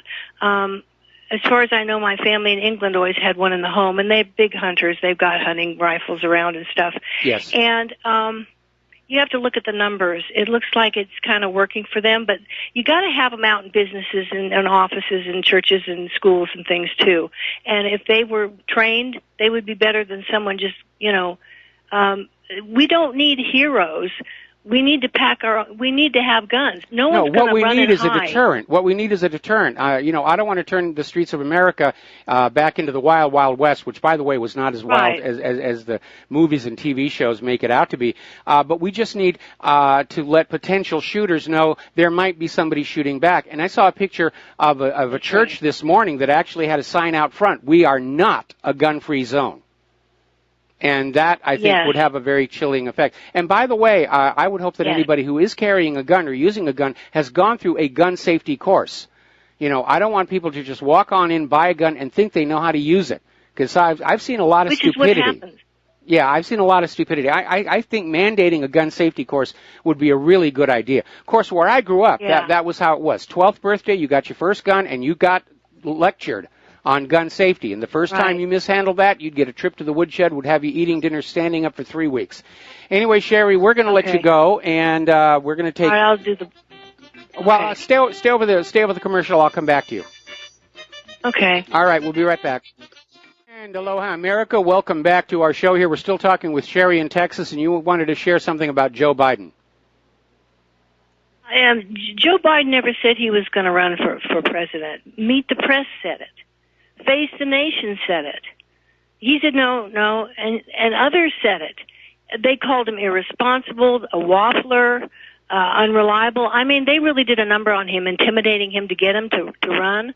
And I got to thinking, we always thought it was because of the death of his son, But it appears that the corporate media, and we kind of already know this, are an important pawn in the game of corruption at the poll. They wanted to get him in there so bad. Joe Biden finally put his foot down and said, look, after he let him go on for a good while, I'm not going to run. And I want that clear, But I would like you to go say what you said he said, because Hillary needed a soft place to fall. The liberals needed another candidate in there, because it was like, God forbid it should just be Bernie against Trump. And I think it would have been a lot harder for Trump to win if Biden had been in there. It would have just been something else to push people towards the liberal side. And I'm awfully glad he didn't. Now, what was it? It wasn't just because of the death of his son. No, basically what he's now saying is that he was afraid of Hillary Clinton's propaganda machine. And especially because he was dealing with the death of his son, he didn't want to have to deal with all of that. I'll be very honest. I think if Bernie Sanders had won the Democratic primary, he might be president. Because there were a lot of people who knew that Hillary had stolen the primary from Bernie Sanders, and they defected to Donald Trump. That was a major factor in Trump's victory. There were Democrats who didn't want Hillary; they wanted Bernie Sanders, and if they'd gotten Bernie Sanders, they would have stayed voting the Democratic ticket, and Trump would not be president. So yeah. And the media tried so hard to get Joe Biden in there, so in the future, whoever the corporate media keeps trying to push on us, I'd watch out. Get Trump to recommend somebody. I think the media wanted Biden in there to take votes away from Bernie Sanders. But he wasn't going to go for that, and that's when they had to go Plan B, which is, rig the primaries themselves. Right. Had to try a little harder. Yep. Okay. Okay, thank you. All right, Sherry, thank you, Mike. We're going to let you go here. And we're coming up here now on the top of the hour, and the lovely Lady Claire. And just looking at there's a lot of stuff coming on in. Apparently, the White House has requested $4 billion for a missile defense to counter North Korea. And apparently, China and South Korea have now come to an agreement regarding the Terminal High Altitude Area Defense Missile System. So that's no longer a sticking point over there. All right, there's the music. We're going to take a break here. When we come on back, the lovely Lady Claire will be joining us. And aloha, America. Welcome back to our show. And for those of you watching on BAM User, this gorgeous creature sitting next to me is the lovely Lady Claire, who likes to come in on our third hour Fridays with her unique perspective on the world. So what's the first thing you want to talk about? Well, the first thing I want to talk about, and if ever this country and the world and all the governments of the world needed a Department of Peace, honey, it's right the doggone heck now. But you can't make any money with peace. Well, this is a meeting in Brussels that no one in corporate America seemed to be paying attention to, but we are. Apparently, defense ministers of U.S.-led NATO alliance this week endorsed proposals to set up 2 new military commands. And it's clear that the country in the bullseye is, guess who? Russia? Yep, again. It's just a lucky guess. Yeah, lucky guess. And this is the first time within more than a quarter of a century that NATO is expanding its command structure. And it's unnecessary, dangerous, it's provoking Russia, and it's risking self-fulfilling war threats. And even more, NATO's renewed organizational cranking is openly calling for the integration of European societies and economies in its madcap military escalation. In other words, they're trying to use NATO to glue the European Union back together. Yeah. And Russia is abso-flipping-lutely not the aggressor here. It's NATO and the U.S. behaving in an aggressive manner and preparing for war against Russia with these moves. But in looking at Russia's defensive and offensive capability, which has been brilliantly witnessed with their work in Syria, yes, they've got the tools, they've got the toys. It's Miller time for these guys. Well, the U.S. certainly has a lot of toys, and so does NATO, but as all of these stories coming out about, incompetent naval crews, corrupt naval admirals, and an extreme shortage of Air Force pilots, I don't know that we actually have in total a capable military, especially going up against a military peer like Russia. Yeah. It could happen that there will be a war. I'm terrified that it won't be able to go well for us because all of the very casual attitude that our weapons manufacturers have toward the products that they manufacture, which rarely work as indicated or promised. Yes, even Israel's unhappy with the F-35 now. Yeah. But again, Harry Truman was dealing with the same thing in the years leading up to World War II. He basically took on the defense contractors and said they're just taking huge amounts of money and they're not producing anything. In fact, there was one famous story where this defense contractor had been given a huge amount of money to build a factory that was going to build, I think it was tanks, and Truman actually traveled out there. And this is before jet travel, when you went around by the country by train. Went out there and discovered it was an empty lot. They hadn't even built the factory. Whoa. And so, I mean, that's how completely corrupt the weapons procurement infrastructure really is. Yeah. I'd like to also go over to the massive events that are happening in Saudi Arabia and Trump's backing what the House of Saud is saying. President Trump has swiftly followed up his Tuesday tweet in support of the great Saudi purge of the kingdom's elite. A White House statement on Wednesday welcomed the allegation by Riyadh that Iran is supplying Houthi militias of Yemen, including the supplying of illegal arms such as ballistic missiles, which is, ridiculous. I mean, the State Department just yesterday said they don't see how Iran could be sending things like ballistic missiles into Yemen. Yeah, it's not happening. And the Yemenis and even the Saudis are saying the missile that hit near the airport was designed and manufactured in Yemen. Yeah, Iran's not part of it. But that's the new official story. Iran is sending ballistic missiles to Yemen. They're giving ballistic missiles to small children. They're being cruel to dogs, and we must give them what for. Yeah. And in his tweet, Trump plunged straight into the heart of the power struggle in the House of Saud, saying, "I have great confidence in King Salman and the Crown Prince of Saudi Arabia.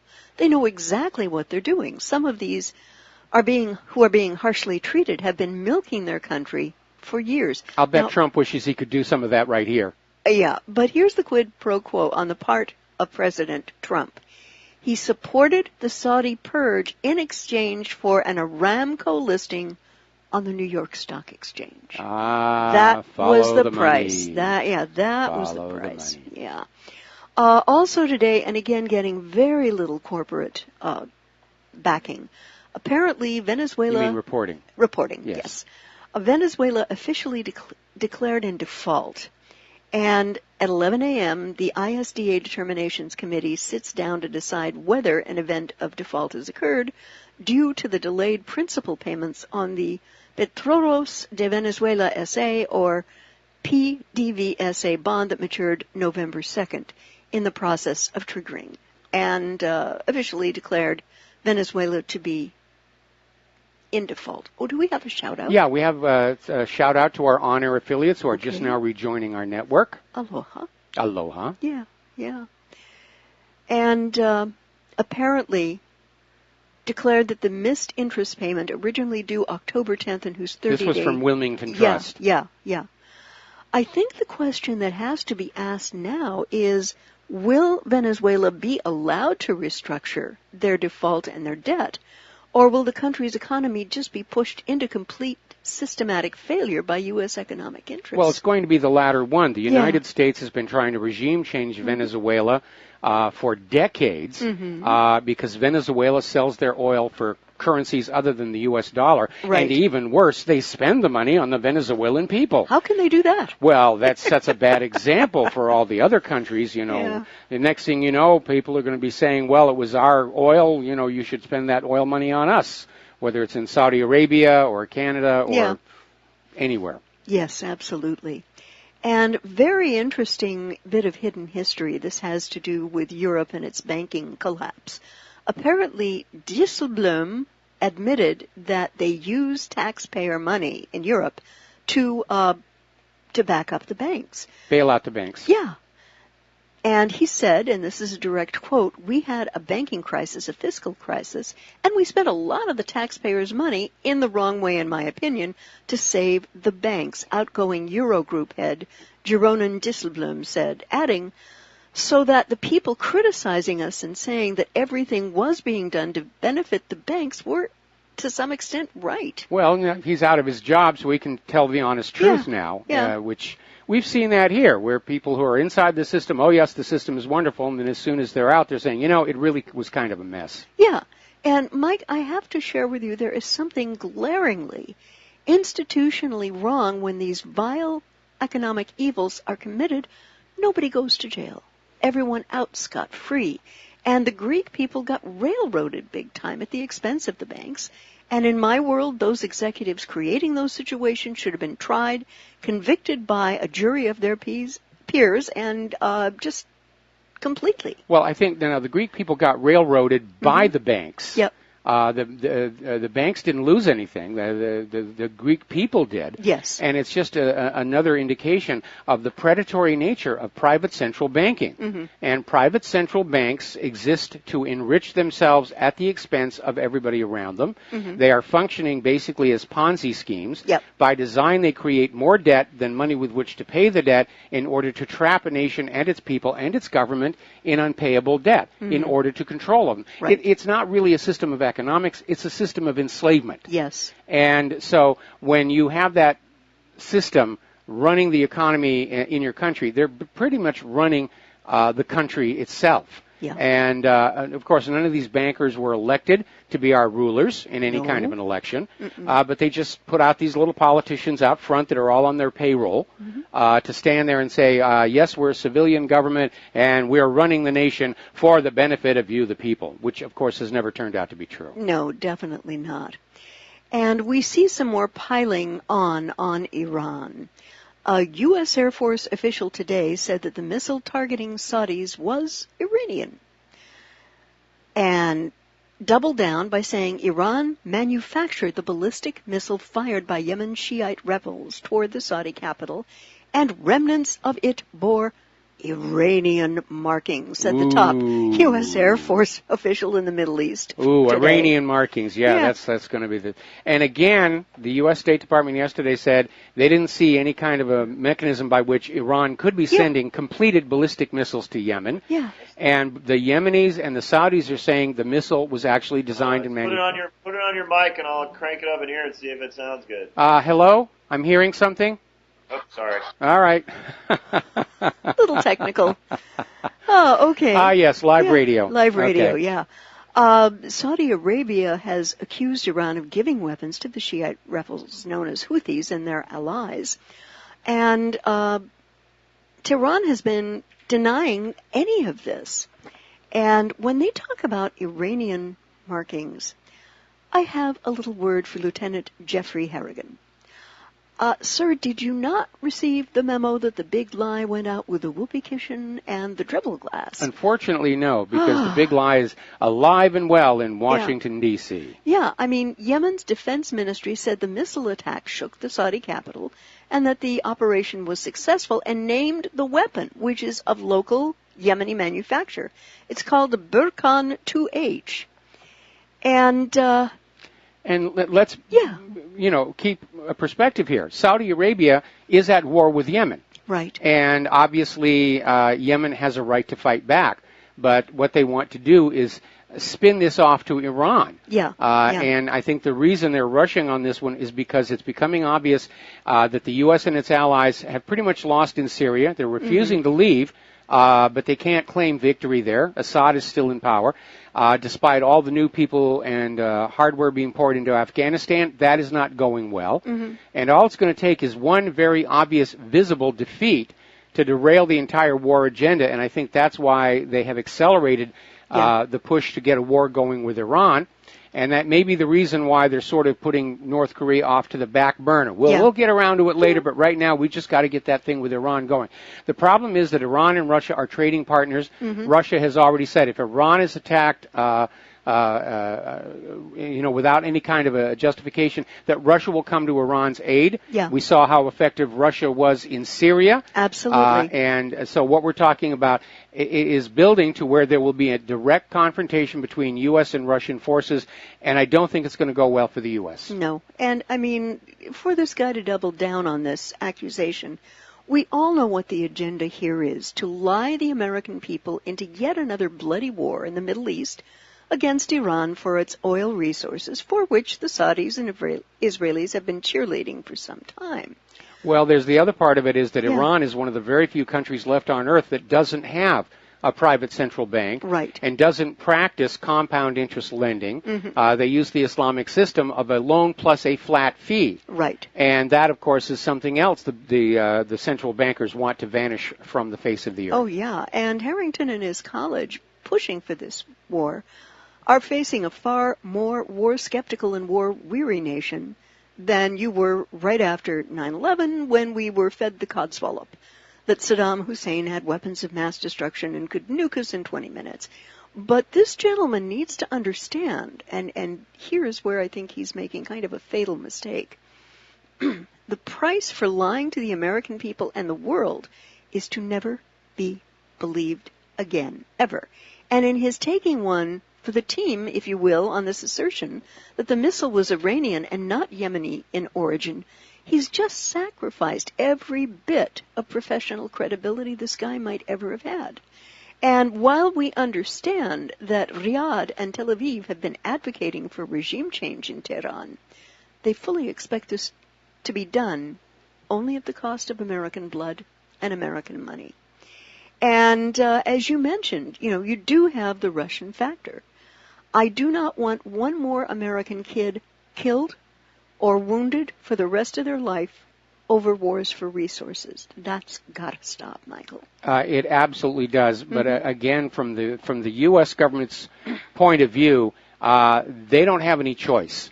They got very used to that Bretton Woods deal. They got very used to the fact that money was pouring in from the rest of the world, from other countries that were forced to use the U.S. dollar for cross-border trade and banking. And as a result, they allowed our manufacturing to decline over the last 30 years especially. Right. Yeah. And America's products, even their weapons, are now being seen as overpriced junk that nobody really wants to buy. And so they're trying to arm twist people, like what they did when Turkey said they wanted to buy the Russian S-400 missile. Yeah. And NATO came on in and said, no, you will buy from America. There will be consequences. There will be consequences if you dare buy Russian weapons here. And, of course, nobody wants our GMO agriculture. And so from the point of view of the U.S. government, if they can't conquer the rest of the world and force them to go back to basically using the U.S. dollar for a small fee, that there's nothing left to hold our economy up. Yep. So from their point of view, there is no choice. They can't quit. They can't turn around because they've got nothing else to work with in the United States. Our nation has been allowed to decay because all the money is going to the wars for the last 16 years. And our infrastructure, which could support a reindustrialization of our country, is in need of trillions of dollars of repair. Yeah. And so we are a failing empire, and the problem is we're going to lash out at the rest of the world in the U.S. government's death throes, and that probably will include nuclear weapons. I think so. Speaking of, there was an article today in the Times, as North Korean threat grows, Hawaii prepares for nuclear attack. And for decades, the wail of the nuclear bomb warning siren was ubiquitous in U.S. cities.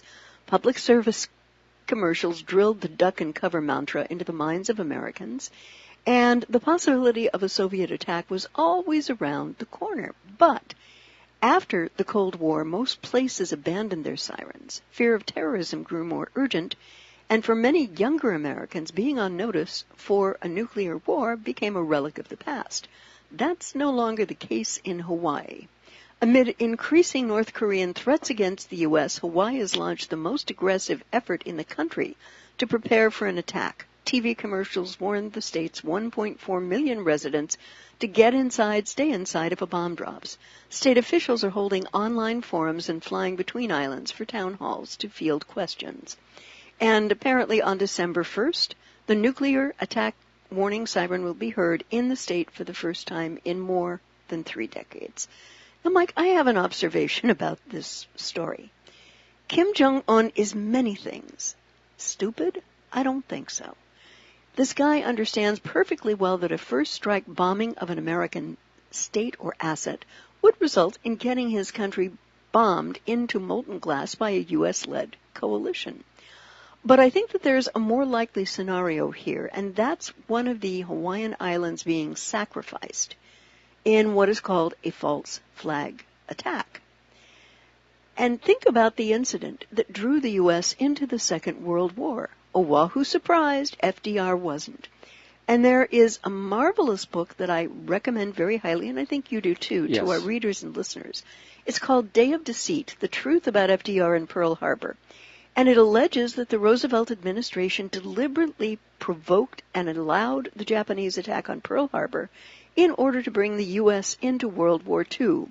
Stinnett argues that documentary evidence shows that the attacking fleet was detected through radio and intelligence intercepts, and that the information was deliberately withheld from Admiral Husband E. Kimmel, the commander of the base. And General Short. Yeah. And, of course, living here on the island of Hawaii, we've been able to go on out and verify for ourselves much of what's in Stinnett's book. And what makes Stinnett's book a good read is he actually agrees with what Roosevelt did.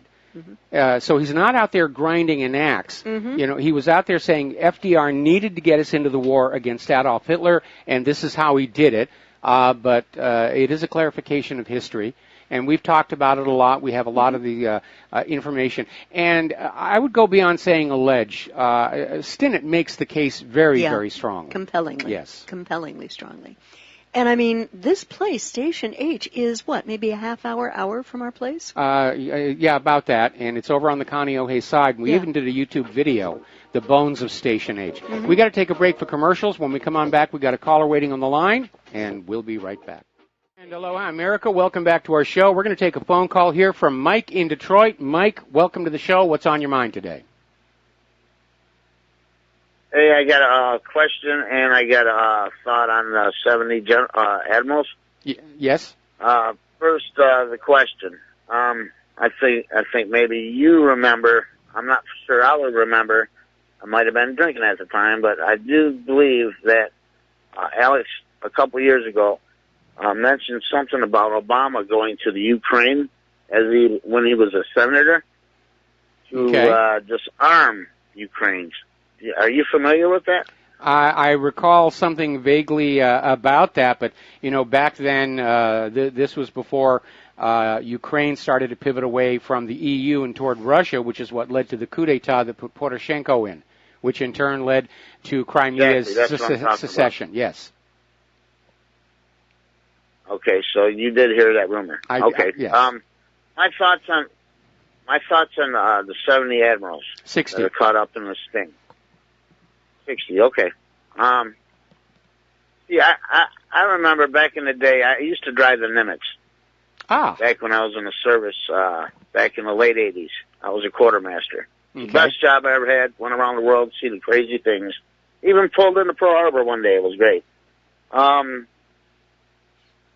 thought is, the last 3 or 4 years of Obama's presidency, you noticed he was purging all the admirals, generals, people with not his ideology, as far as going to some extent to where he blamed fake poker chips just to get somebody fired. There was a reason for that, and I'm sure this case that's coming up with the 60 generals, or admirals, excuse me, has something to do with it. I believe they were put there for political reasons. Can you hear me? Yes, I hear you. Okay. Yeah, I believe they were put there for political reasons, and when this can of worms gets opened up, you're going to find links to Obama. I'm sure of it. I'm not going to say for sure, but I can't hear you, Mike. That's because I'm listening to you. But basically, my understanding, the reason it's called the Fat Leonard scandal has to do with a very wealthy individual nicknamed Fat Leonard. And apparently there was some degree of corruption where he was giving money to these admirals, and there's a bunch of other officers caught up in this as well. And it's not clear what they were doing back for him in exchange. Probably had something to do with military procurement in foreign parts, because a lot of these warships, when they're sailing around the world, it's very expensive to ship supplies to them from here in the United States of America.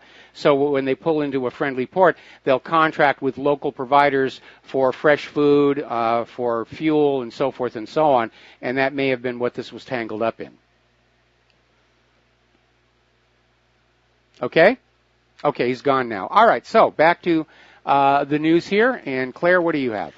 Well, this comes to us from antiwar.com, and it's a blog that I do recommend because it's thoughtful, it's serious.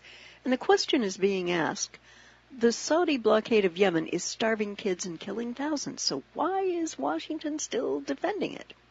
And right now, Yemen is considered the world's worst humanitarian international disaster by the UN. Now, people may be thinking this is shocking, but ultimately not surprising. The Middle East is a chaotic and violent place, and it has been for some time. What's happening in Yemen is an extension of the broader Sunni versus Shiite religious conflict. And while it's terribly tragic, this is a regional conflict that we as Americans cannot solve. But here's the thing. The Saudi-led coalition is being made possible by Washington. This blockade is happening with our government's endorsement, and the entire Saudi intervention is happening with our government's material and intelligence support. Washington is selling the Saudis weapons, refueling their bombers, planning their flights, and using our Navy to bolster the blockade in Yemen's ports.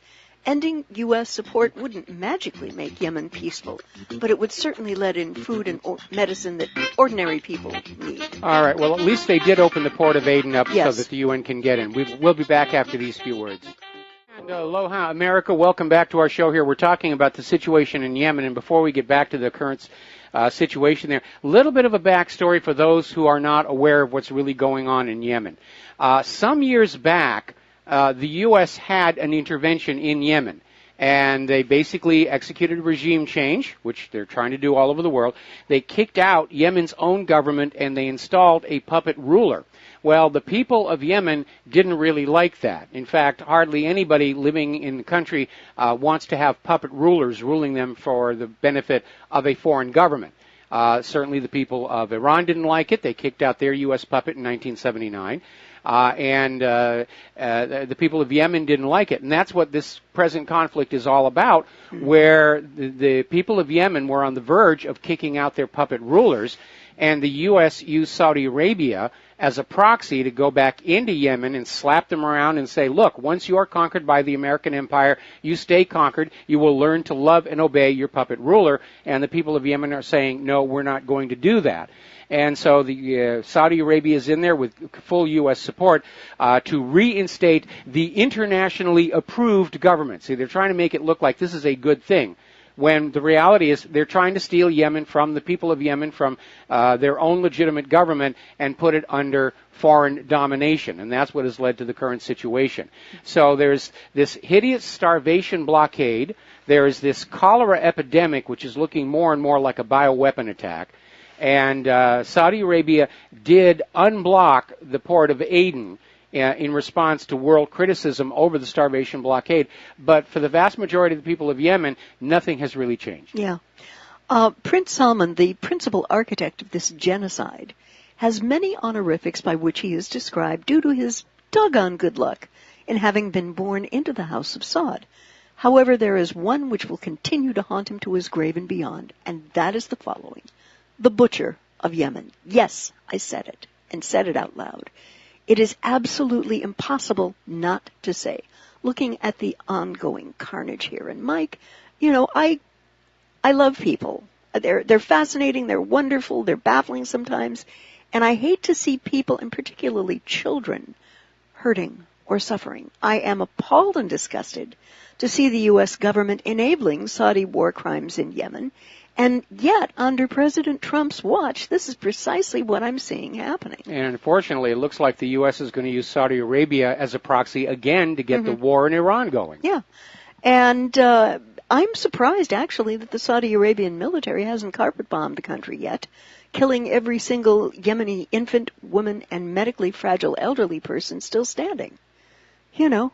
Well, that's what the cholera is for. Yeah, I guess. And, this is ironic. White House denies approving supply of lethal weapons to Ukraine. The Wall Street Journal has cited an unnamed U.S. official as saying that the White House agreed to supply lethal weapons to Kiev, including Javelin anti-tank missiles. Now, the U.S. administration on Thursday denied media reports that claimed it had approved in principle sending lethal weapons to Ukraine, and the statement is, no, this is wrong. And the White House National Security official, Michael Anton, told Sputnik. But you see so many other articles just moving in exactly the opposite direction. U.S. defense budget earmarks $350 million for military aid to Ukraine.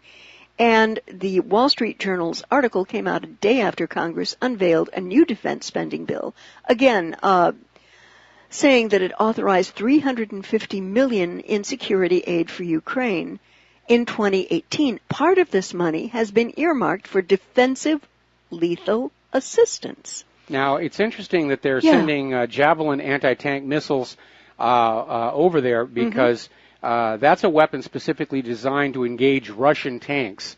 So they're still pushing this idea that there's going to be a Russian invasion. And, you know, those are offensive weapons, correct, the javelins? No, you're defending against a tank attack. Oh, okay, all right.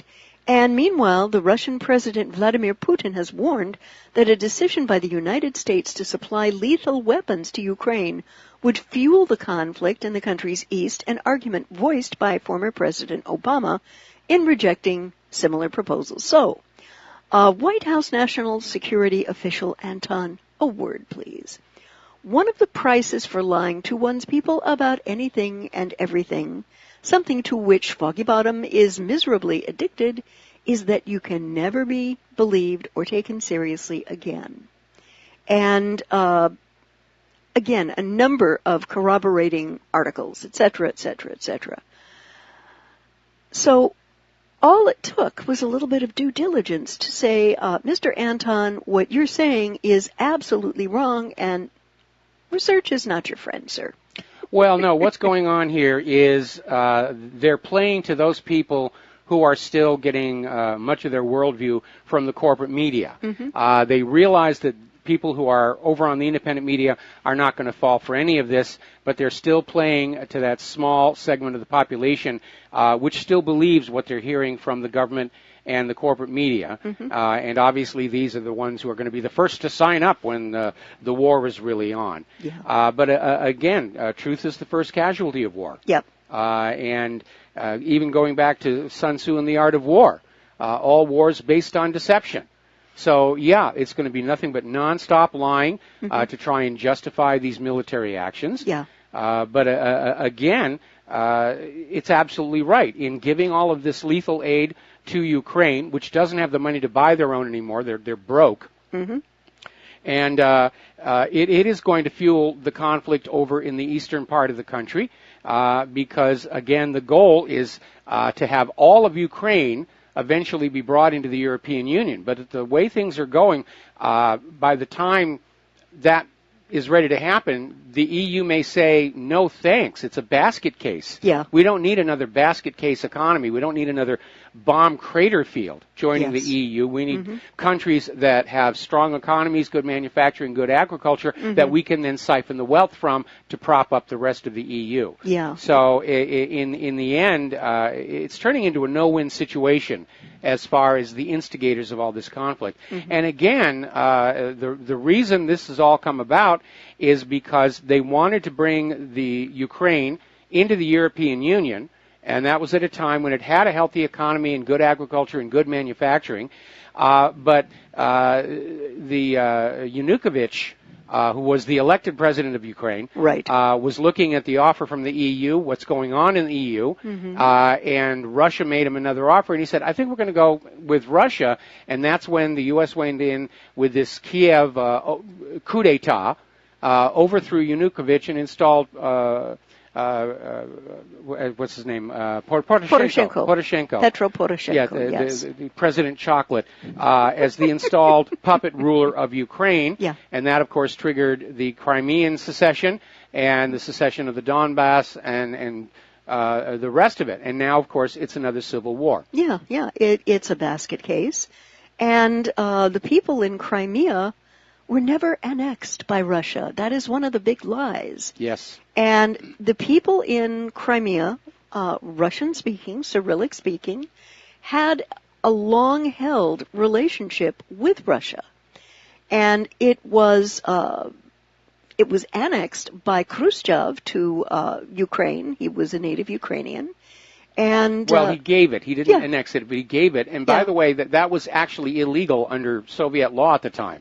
So it wasn't legally binding. And after the collapse of the Soviet Union, Crimea was referred to as an autonomous area, its own little state, and not actually part of Ukraine. And again, when the coup d'etat in Kiev took place and Poroshenko took over, the people of Crimea said, well, we don't have a government in Kiev that we elected. We don't have a government in Kiev that's looking out for our interests, so we're going to secede. And they had a referendum that passed overwhelmingly. Yes. So that Crimea became independent. Then they had another referendum that said, do we want to merge with the Russian republics? That referendum also passed with a wide margin. And they said, can we join the Russian Federation? And the Russia said yes. And that's what actually did happen. But the U.S. is taking the position that Crimea's referendums were illegitimate.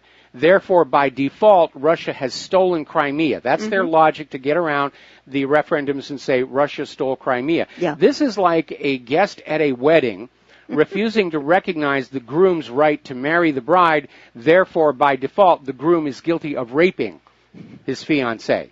Yeah, and kidnapping her. I mean, that's how flawed the logic is. Yeah, you can't have it both ways in this situation, you know. And now Crimea, I understand, is starting to do much better economically.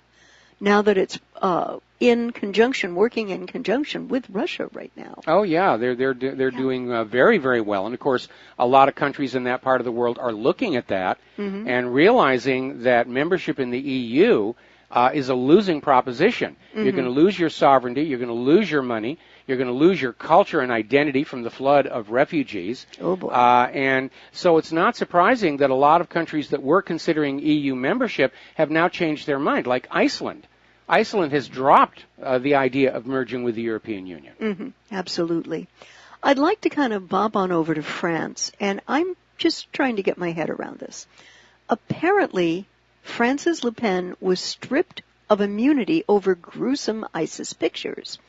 And on Wednesday, France's National Assembly lifted the immunity from prosecution of far-right leader Marine Le Pen for tweeting pictures of Islamic State group atrocities, parliamentary sources said.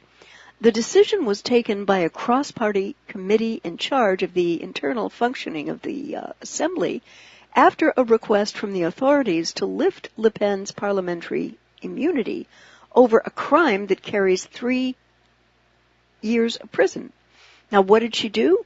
She did run a failed campaign for president this year. In 2015, she tweeted 3 pictures of ISIS atrocities, including one of James Foley, an American journalist beheaded by the extremists. And she wrote a post called Daesh Did This, in an accompanying photo, series of photos using an Arabic acronym for IS. And apparently social media just pounced on her. So Le Pen later deleted the picture of the American, saying she had been unaware he was the man in the picture. Now, Mike, I need to get my head around this. The images that she tweeted were not photoshopped and logically and honestly told the stories of assassination in a true and honest way. And yet it is Le Pen who is about to be prosecuted for doing so? I'm sorry, Mike, this is political correctness abso-flipping-lutely run amok. When telling the truth becomes a crime, that society for which it happened is not long for this world, at least not in its current condition. And the most painfully ironic thing about these coming charges is that it is the occupied, unhinged, surveilled state of America which created both Al-Qaeda and ISIS. Well, before we get on to that, we need to understand that France has gone through some dramatic changes, and they have lost much of their liberties and freedoms. And you're absolutely right. The reason they passed this law saying that you can't show the atrocities committed by ISIS or Daesh or whatever they're calling themselves this week was building public opinion against the open border agenda of flooding France with all these Muslim refugees. And that's why they passed that law. But again, France used to have a lot of freedoms, many of which were adopted by France based on the American model coming out of the American Revolution. Right. But they've lost all of them now. I mean, you can be there's a great deal of censorship. And a lot of it is around that globalist agenda of welcoming in the refugees. And a lot of it is around protecting Israel. And again, the very obvious double standard there that whole Charlie Hebdo incident, where some of what they put out is very offensive to Christians, and nobody ever says anything about it. But if you say anything that's offensive to Jews or Muslims, you are in serious, serious trouble. Yeah. And it appears that those open borders are still creating no-go zones in France. It's getting worse. Up in Sweden, it's turning into a war zone. They've had something like 24 bombings over the last month. And at Toulouse today, there was another ramming incident where some very young people in Toulouse got very, very horribly wounded with someone, just driving a car into them and slamming them, And some places are a no-go. I mean, I'm glad many, many, many years I had an opportunity to see some of Europe. And it was in the early 70s, and I'm glad I went today because I don't know that I would feel like going to Europe today in most of I'm most of the I'm in countries. agreement there. Yeah. I mean, I did my Europe experience in the 80s, working for production companies in Rome, Milan, Munich, and also London. And it was a very interesting time, and I enjoyed it, and I enjoyed the people. But you see what's going on there now, where you've got this huge influx of migrants, and rather than assimilating to the new culture, they're coming on in demanding that Europe be turned into another Islamic state. Yeah, and with Sharia law. Yes. And is that getting any kind of pressure or pushback? Unfortunately, there's a lot of politicians in Europe who are saying, why not? If they're now the majority in this part of the country, let's just go ahead and go along and change our country into the country they came from. And it's absurd. But again, part of the globalist agenda is to erase any regional, cultural, local identity to make us all easy to control, which is why now we're seeing the American flag is under attack. The California NAACP is saying that the American anthem is racist and that we should drop that. They tore down all the statues of the Confederacy, and they're putting up statues to Mayor Crackhead from Washington, D.C. Yes. in his place. Yes. Oh, boy. How are parents supposed to go on down there and say that this is a statue of somebody you should emulate? Really? Have you got a crack pipe with you? Yeah, good old Marion Barry. Marion Barry, yes. Yeah. That's just amazing that they are putting any kind of honorifics on this guy, and he was just a terrible influence. He was a terrible mayor as well, on top of everything else. Yeah, he really was. And we're going to be looking at what's going on. Yeah, we're coming up here on our last commercial break here, and after these words from our sponsors, we'll be back with the last segment of our program. Aloha, America. Welcome back to the show. Last segment of our program on this Pauhana Friday. And Claire, you had another story you wanted to share with us. Yes, I do. This came from Zero Hedge. The price of chaos rises in Spain. Apparently, the longer the toxic process between Catalonia and Spain drags on, the wider the gulf grows. During a visit yesterday to Barcelona, the organizers of the Mobile World Congress, the world's biggest mobile event, warned the city council that unless the political situation stabilizes in Catalonia, they'll be looking for an alternative venue after 2018. And apparently, Barcelona has hosted the annual event every year since 2006, and it brings in millions of euros to billions. That's with billions, a B. Yes, thank you. Much of which ends in the pockets of local taxi drivers, hoteliers, owners of bars, restaurants, and brothels, Airbnb, and last but not least, the thousands of pickpockets that flock to the city for the 4-day event. Yeah, got to include them in the economy. Yeah, and what's happening is that the government of Spain is hoping for an election on the 21st of next month, which will be an election that goes against separation of Catalonia. I don't think that's going to happen, Mike. Well, it depends on whether they get those Diebold voting machines in there or not. Yeah. I mean, remember what happened during Scotland's independence referendum? Yes. They weren't even trying to hide the election fraud. And I don't think that there's going to be an anti-independence majority, even with a lot of vote rigging. And there was a poll by Pew Research indicating that 91% of the Catalans surveyed said that they don't trust the government in Madrid. And, for good reason. We have the same numbers here in this country. Yeah, And I am hoping that we are not looking at a civil war in Spain, but it could get to that point. And I would almost see NATO getting dragged into this to put down the Catalans. I think it could come to that. Well, right now the Catalans are describing the government in Madrid as the reincarnation of Federico Francisco, who was a fascist dictator. Franco. Yes. Didn't I say Franco? No. What did I say? Francisco. Oh, Franco. Okay. Franco, yeah. We're tired. And, of course, that image is going to be very much in the minds of the older generation in Spain.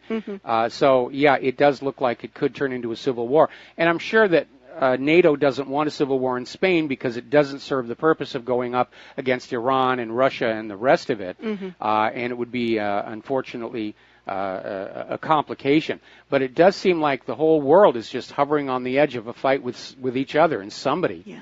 And so, again, I think that in future years, future history books are going to look back and say that 2017, we were already in World War III. And it does seem like it's almost impossible to find any place on the globe that's currently at peace. All right, there's the music. It's time for Claire and I to get on out of here. Please stay tuned to John Stedmiller's program. He's got a lot of stuff to share with you. And we'll be back on Monday. So have a good weekend, and aloha, America. Happy Veterans Day.